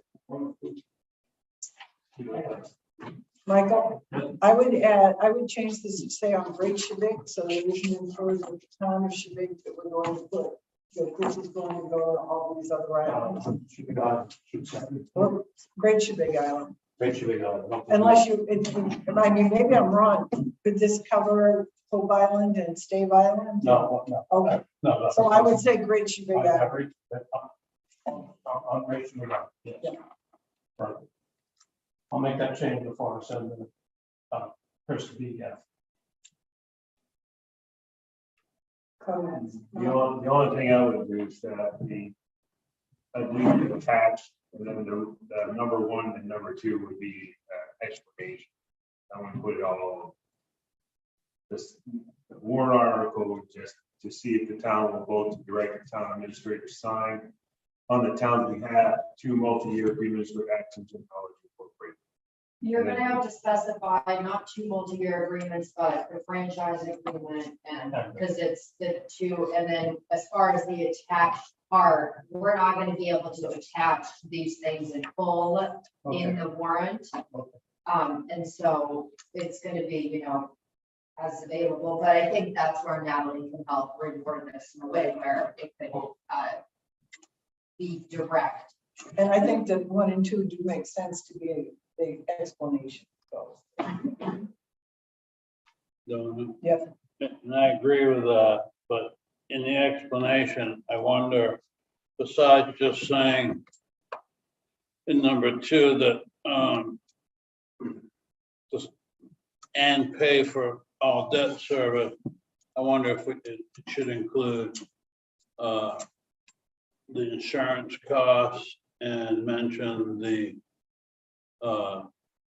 maintenance escrow account contribution somehow, Right, and I think it should make it clear that it's Axiom. just in the explanation. Yeah, that it's Axiom paying that, not the town. Yeah, so there'll be some tweaking on this.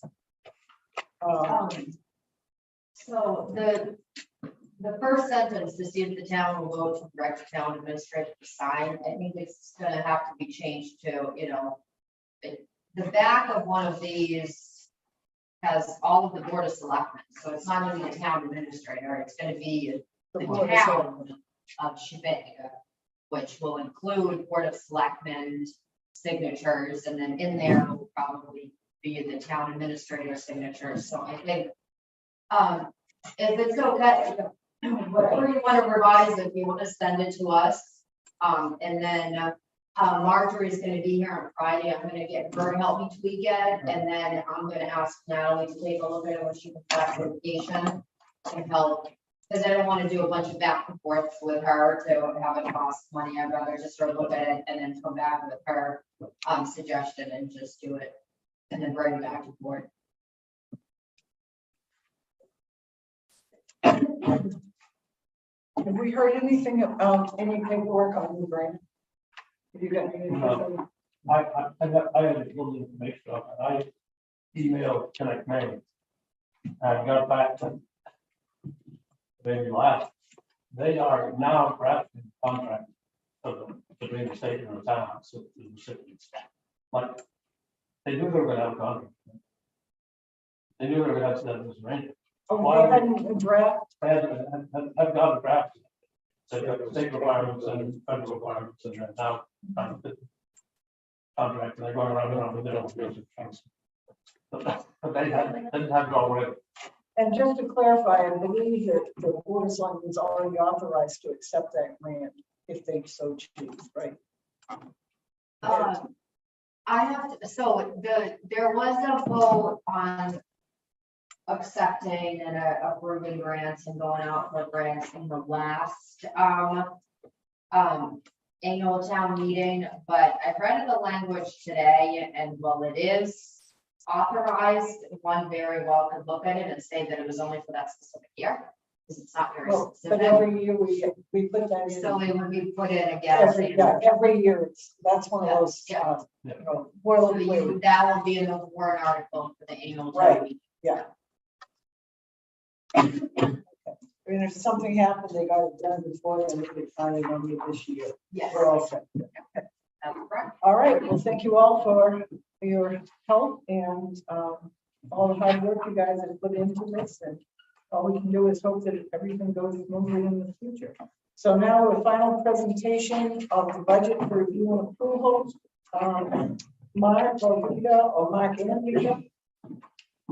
So Vika and I talked, and we thought this would be maybe your final chance to say, I love it, hate it, I like it a little bit. Okay. Wait just a minute, Ray. I need to leave. I just got started. it. I can tell you we belong to wrong. I thought it was gonna be cut and dry. When I heard that there was a chance to change something, I thought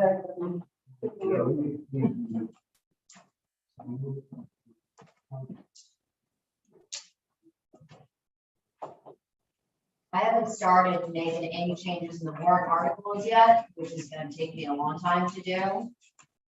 So every time you guys change this or go back and forth, it pushes me that much further on a crunch time of having less time to work on it when the final draft. I think crafting warrant articles is something that you will learn. It's kind of an art form with some people. You know, I think some people get really good at that. I can't imagine myself. I'm good at talking things through, hence why I have a master's in social work. That writing stuff is, Whenever I read legal language, I usually fall asleep in my chair. I did know that's okay. Thank you, Paul. Good night.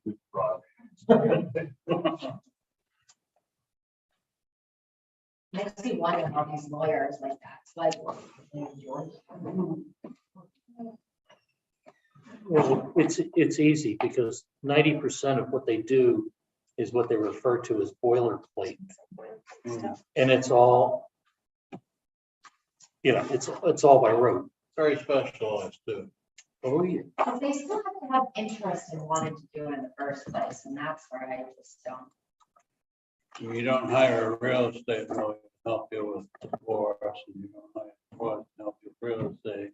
Well, it depends on whether you want to be professional. Well, they get into real estate. Is that, Bad that example, I guess, yeah.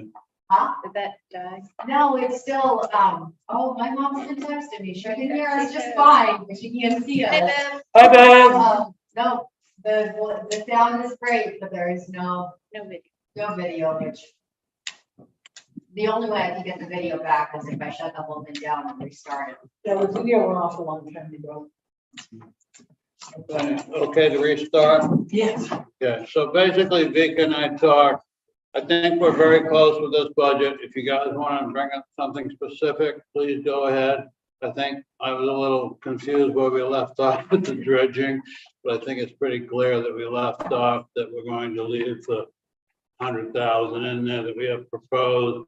And that would leave us with a gap of, I don't know, $85,000 to $100,000 roughly, that we're going to have to probably ask for permission to go out to borrow. It would be a If warrant needed. article in this particular annual town meeting to allow, up to $100,000 or whatever the city would need to, be able to allow it to take a. All right, we had some proposals back and forth to change some things last time. Some things got changed and some things didn't. So I'll ask you guys where you think we are on the budget in your opinion. Jay, you can start. Okay, I just some of the notes that I made going through this. Did we knock the 3,000 additional money for the rec center out? That was not voted to do so, no, but he did ask me to ask for an explanation from the rec center, which I forwarded you. Yeah, I read it. But that was not, the vote was not made to knock it out. Okay. I'd like to make a motion that we knock out the $3 grand. Okay. Is that seconded? Second. It's been moved and seconded. Well, I don't think we vote. We don't vote. I don't know that we need to do that. Oh. I just want to get it out. I mean, Well, I mean, how are we gonna know that we get it out? Well, I don't care how you want to do it. Yeah. We've been doing it Oh, by by consensus? consensus. Okay, all right, I don't wanna take it out. Okay, What do you, sorry. Jay, you want to take it out? Yep. Jen, I do. want to take it out? You don't want to take it out? Where are you at? I don't know. It needs to stay. Yeah, I'm not ready to. remove it. And just to clarify, it's not the explanation. I understand the explanation. I understood, the first round of what he is, and it's just because nobody else asked for increases. And I just wanted to keep the whole thing, Yeah, I know. each individual one. So sorry, Jay, once again. Go ahead. what I also looked at was the revenue side. Mhm. Sorry, let me just get to. Anything specific? Yeah, there were a few. Page numbers, please. I'm getting there. I can't. My fingers are too dry. Wait a second. Okay, here we go. Wayne. Okay, on page 36. On the education aid, I was just curious, year to date, we've gotten almost 76 grand. And our initial expectation is 55,000. Yeah, the state determines how much they give them, and this year they're giving them 55,000. Okay. Next, miscellaneous revenue, we're expecting 0. And we've gotten anywhere from 3,600 to 7,600. That's a good question. I just penciled in $5,000 as a number. I think it looks like we budget 0 in the town because we have no idea. Yeah, because you can't anticipate what that miscellaneous income is gonna come. A lot of it comes with, I mean, I Okay. can't even give a good example, but it's hard to budget for that. Okay, Shabig Island solid waste, something we've mentioned a couple of times tonight. We initially budgeted $25,000 revenue. With what we're talking about doing and everything else, I figured maybe we should go up $5,000 to 30, but whatever. And the last one was the transient tie-up fees. We budgeted $2,000. The last couple of, last year was almost $3,000. You know, we're coming into what will probably be a busier summer. So I put that up to $3,000. So the reason I kept that at 2 is, Marjorie and I were talking about, there's been a lot of discussion over the last couple of years about how it's getting too crowded, it needs to be monitored, it needs to be limited to how many, tie-ups we can sell and so forth, which is why that stayed at that No, this 2,000 is- on the parking case. No, this is the transient fees, not the second from the last, 502. Transient tie-up fees, those are the stickers that we get about for people to be able to tie up their boats at the stone pier. No, 501 is that. Yeah, that's the people. who- Transient, that's people stop by to have lunch at the inn, play golf, ride their bicycles, whatever. Okay, sorry, you're draw line. No, that's okay. I just thought that we might want to go up on that. And then the other thing I would like to revisit is the dredging. Okay. And I think that we should just go to 190 grand here. And because we got 18 left in the account. And our deal is with the Army Corps of Engineers. This pays it off. We're done. We're not dealing with adding interest rates and other issues into the matter.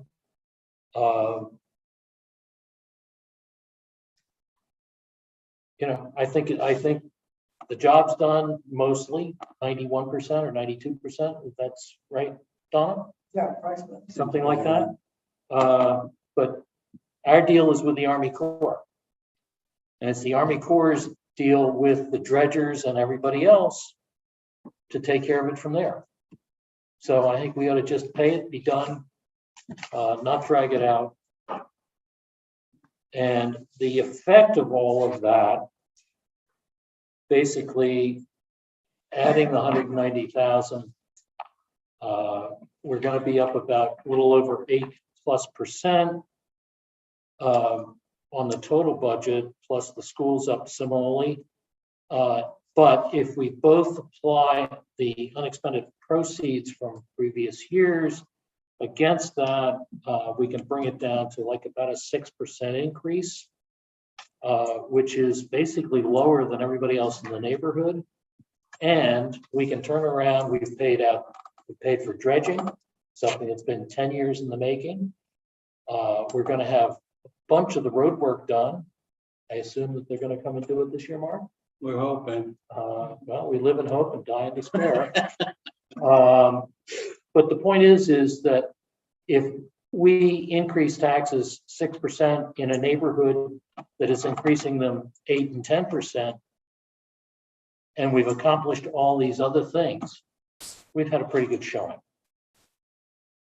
So Jay, your proposal is adding 90,000 to the capital budget. Yeah. Yeah. And if you want to take away some of the public works, 50 grand to balance it a little bit, that's okay too. So I just wanted to bring up the part, the Army Corps part. I understand about, paying them and then being done with it. But I keep coming back to that section of their proposal or their project report that says project construction, project design and construction for navigation projects with a design depth of 20 feet or less is initially 90% federal and 10% non-federal. So that's our 10%. The sponsor is also responsible for an additional 10% contribution payable after construction is completed, which I'm assuming that is what we are going to be owing. We paid our first time. But it's payable after the construction is completed. So the construction's not completed. And then it says, which may be paid over a period of up to 30 years. So why did they put that in there if it doesn't mean anything? And I thought we were gonna get more We information did from, get more information from him, and basically, he said no one's ever taken advantage of that program, and they're not even sure how it works. So I don't know why they sounds put it. very government, doesn't it? Yeah, so I don't know why they put it in Very there. quick way of them just going around saying this isn't something that we're gonna bother with. Yeah. Yeah, and they want us to figure it out, so basically, I don't know why they haven't. And I think they should take it out. It doesn't sound very good. To make it more appealing for people to go. Yeah, you into could it. just jump in and say, well, we don't have to pay it for Look at 30 it, years. it's 30 years, yeah. But the bottom line that we have to all remember is this should not cost us 1 cent from now on. We're now at Army Corps project. And so they're not going to come back at the next one and say we owe them 10% or 20% or anything. Yes, but you're talking about the same government that wrote this. I know. We're also hoping that they come back if need. There we go. So Jen, sorry to simplify No, things, but I'm asking you, first of all, Jay's proposal is to add 90,000 to the capital budget. What's your thought on that initial math? I think we should keep it the way it is. And if we have to find the remainder of that, because I think putting 100,000 is fine. And if we have to figure out how we get the rest of it when it's said and done. I don't like the idea of paying them for the full amount when something's not finished. Well, what you're thinking? So we're at 80% now. We add another 90. Where you stand now with what you have, we need to put 85.4 into the dredging account to be able to pay it in one sum lump. So, Yeah, but I mean, right now, our whole budget is 8%, 8.32%. yes, that doesn't count the 175 on designated town and 150 school. And it also doesn't count, sorry, if I may, it also doesn't count whatever Jackie comes back with for a total valuation of the town. Yes, I'm not saying I'm counting on that you being should. good news. I'm You not should, saying I'm because glad we're gonna take $175,000. I'm just saying we Yeah. might not quite be at the Yeah, because level. our Yeah. addition wasn't ready enough by April Yeah. 1st to, if we had that finished, we would have gone over the top. Yeah. We would have made thousands and millions of dollars. So back to the question, I'm with Jay. Let's get it over with. Put the money in there and get it over with. Instead of dragging it on. Okay. And Let the Army Corps fight out the details. Yeah, And great. I agree with everything. I understand, they'll, you know. Yeah. I understand. Donna, where are you at? Well, number one, they're not going to charge us, and we haven't even got a bill from them yet, so we don't have a final thing. So we're not going to have to pay anything until the Army Corps gives us a bill.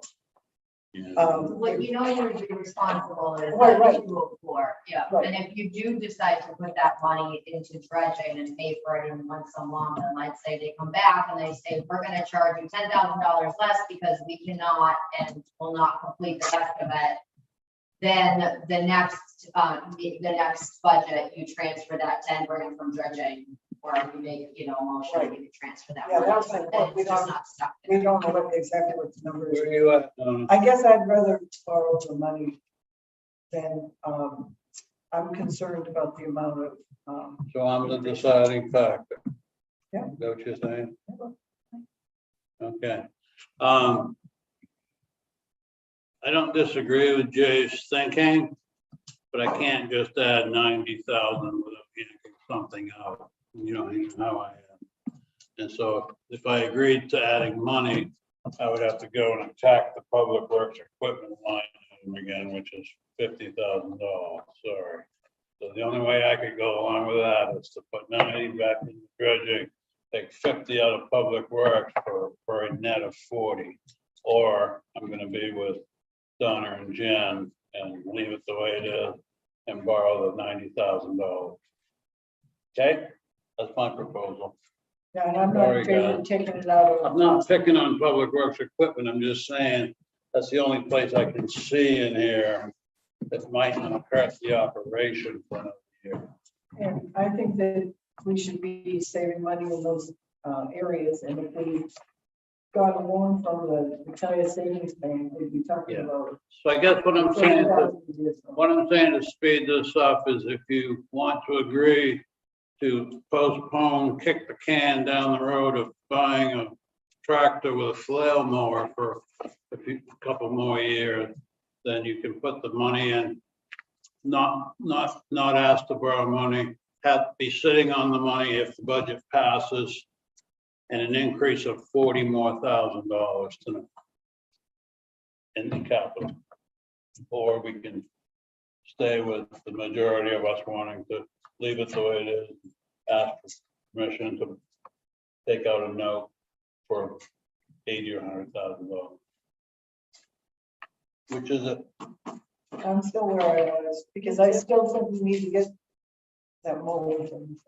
Okay, I think we're still leaving it where it is, and we will probably have a warrant article to ask permission to borrow up to $100,000 is probably a rough number. Okay? Jay, go ahead. Sorry to prolong. No, that's. Everything else was not worth, that. not enough money to be worth arguing about. Jen, would you like another shot at anything? Nope. Bo? Donna? No. I'm good too. Thank you. So we're close. We're pretty close. I think we're pretty good. No, I can start typing up the articles. Is the school final? The school where where they stand right now is they have one more meeting where they're supposed to finalize, and then the 25th or that week, they're gonna do a presentation here in Owl that will be broadcasted. I had a conversation with Jeff today, and he's gonna talk to Ann and see if she could provide me those numbers, because they don't like to have more meetings between now and then. They're just waiting a couple things from her, so then I can at least start getting the warrant articles prepared. And then when they come back and have their final meeting and approved, then I will have the majority of that in, with you guys having, you know, yours pretty much done, and then we'll send it off to Natalie, and she'll have a good week to 2 weeks to look at it before it has to be posted. When you think Jackie about her money, her numbers. She's coming out third Tuesday, so in a couple of weeks. A brief conversation with her, and I talked to Marjorie, and Marjorie was pretty set that, well, we had a lot of big sales this year, that doesn't really determine the assessed value. It's the reevaluation we have to do to really get those numbers going up. So we're not looking at a huge offset from last year. It's really the new construction that will make the change. Yeah. Donna, can I just say one more thing? Sure. So in closing, I just want to thank the board and the staff for digging into this budget hard this year. I found this year to be a difficult budget year. I think we incurred some costs because of the way things are going in the world lately. I think we chose to address some positions and some wages, and I think rightfully so. Going forward, I think there's been some issues raised, at least with one or two jobs in this town, harbor shellfish being one of them, that will probably be worth digging into for the community and ourselves in the position to see what is needed, warranted, what the basis should be and what the jobs and the job description should be. So I just want to thank everybody for your hard work on the budget. I'd like to follow up on that too. I think that does make sense, and there needs to be study of the functions and which functions do we need.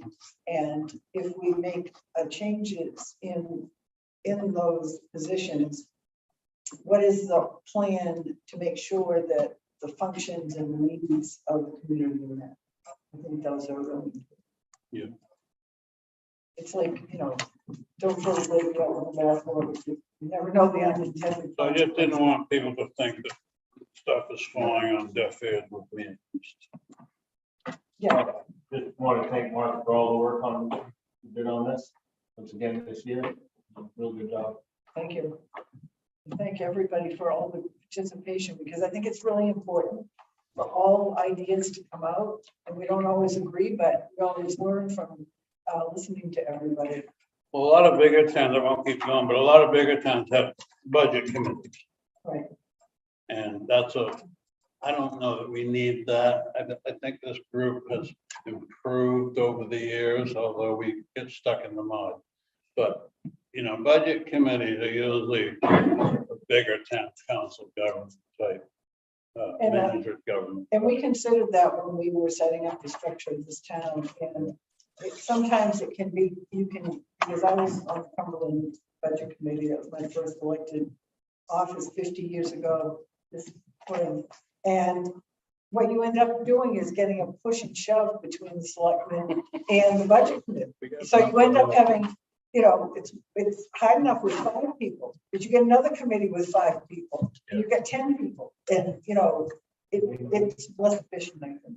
One thing that I've noticed, Mika, I think you've already taken a hold of things pretty well since you've been town administrator. Moving forward, I would encourage you to continue to work closer and closer with your departments and make sure that they need to help you make a presentation that you invite them if it's appropriate. Thank you. Okay, thank you. Communications. Does anybody have any communications? Okay. All right, approve the minutes. We can, can't even talk. Could we have a motion to approve the minutes of April 20th and April 27th, 2022? So moved. Do we have a second? Second. Second. Moved and second. All in favor? I'd Yes. like to abstain from the April 20th. I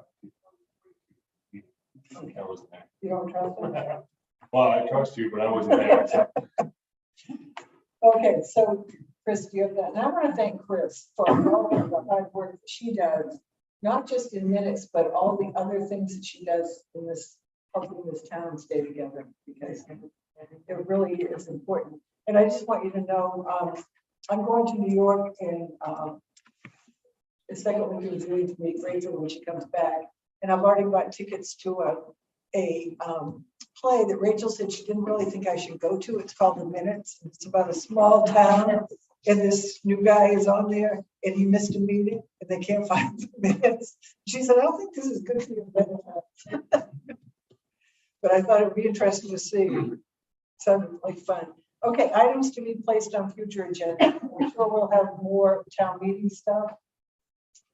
I think that's really what our focus is probably. Does anybody have anything other than town meeting stuff? We have the special amusement and victualers license, which will be up for approval for the next meeting.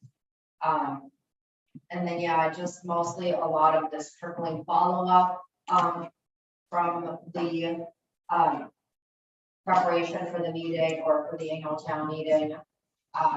And then the only other thing that I've been holding off that I've been meaning to mention and talk to you is I have some interest from somebody that wants to come in and do some volunteer work.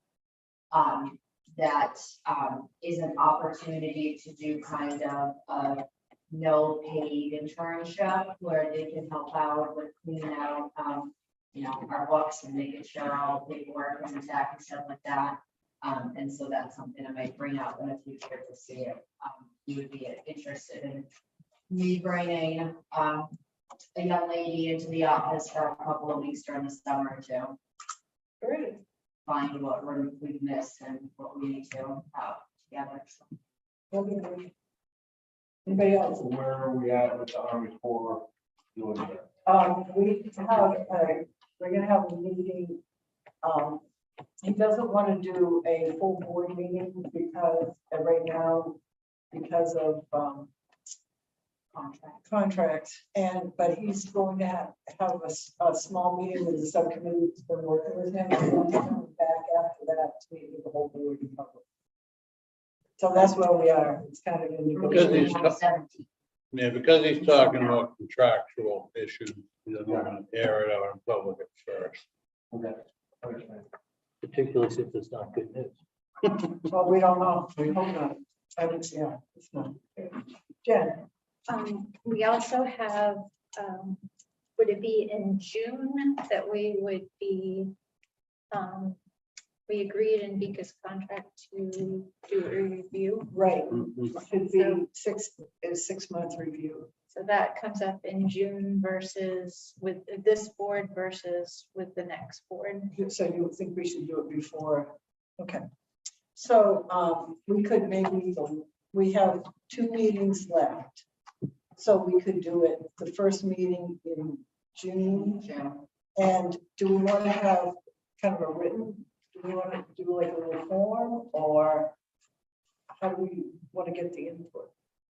We've got some forms kicking around that we've used in the past that we could use as a starting point. Usually we fill out something and the Right, town and she administrator fills out fills out something. Let me see if I can dig those up.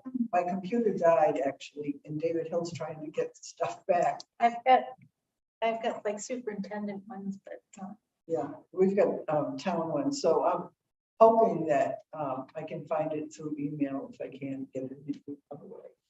But if we don't find something, then we can, maybe you and I could get together and make something up, but I could send it to you, whatever I find. I'll send. that sounds good.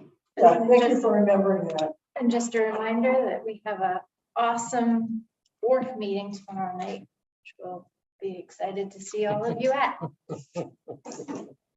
The fishermen, is that the fishing access, and then we have the parking on the following week? I'm sure. who We it saved is. the best for last, don't we? Oh, no, the part is, that was intentionally planned. Yeah. You just want to start out on the bad, Good you know. Lord. So if no one has anything else, we take a motion to. I move we adjourn. And we thank all the people who've been on the owl. Sorry you couldn't see us. We didn't wear our makeup today. We would've- That's why we walked it on. We all look the same. There had been 5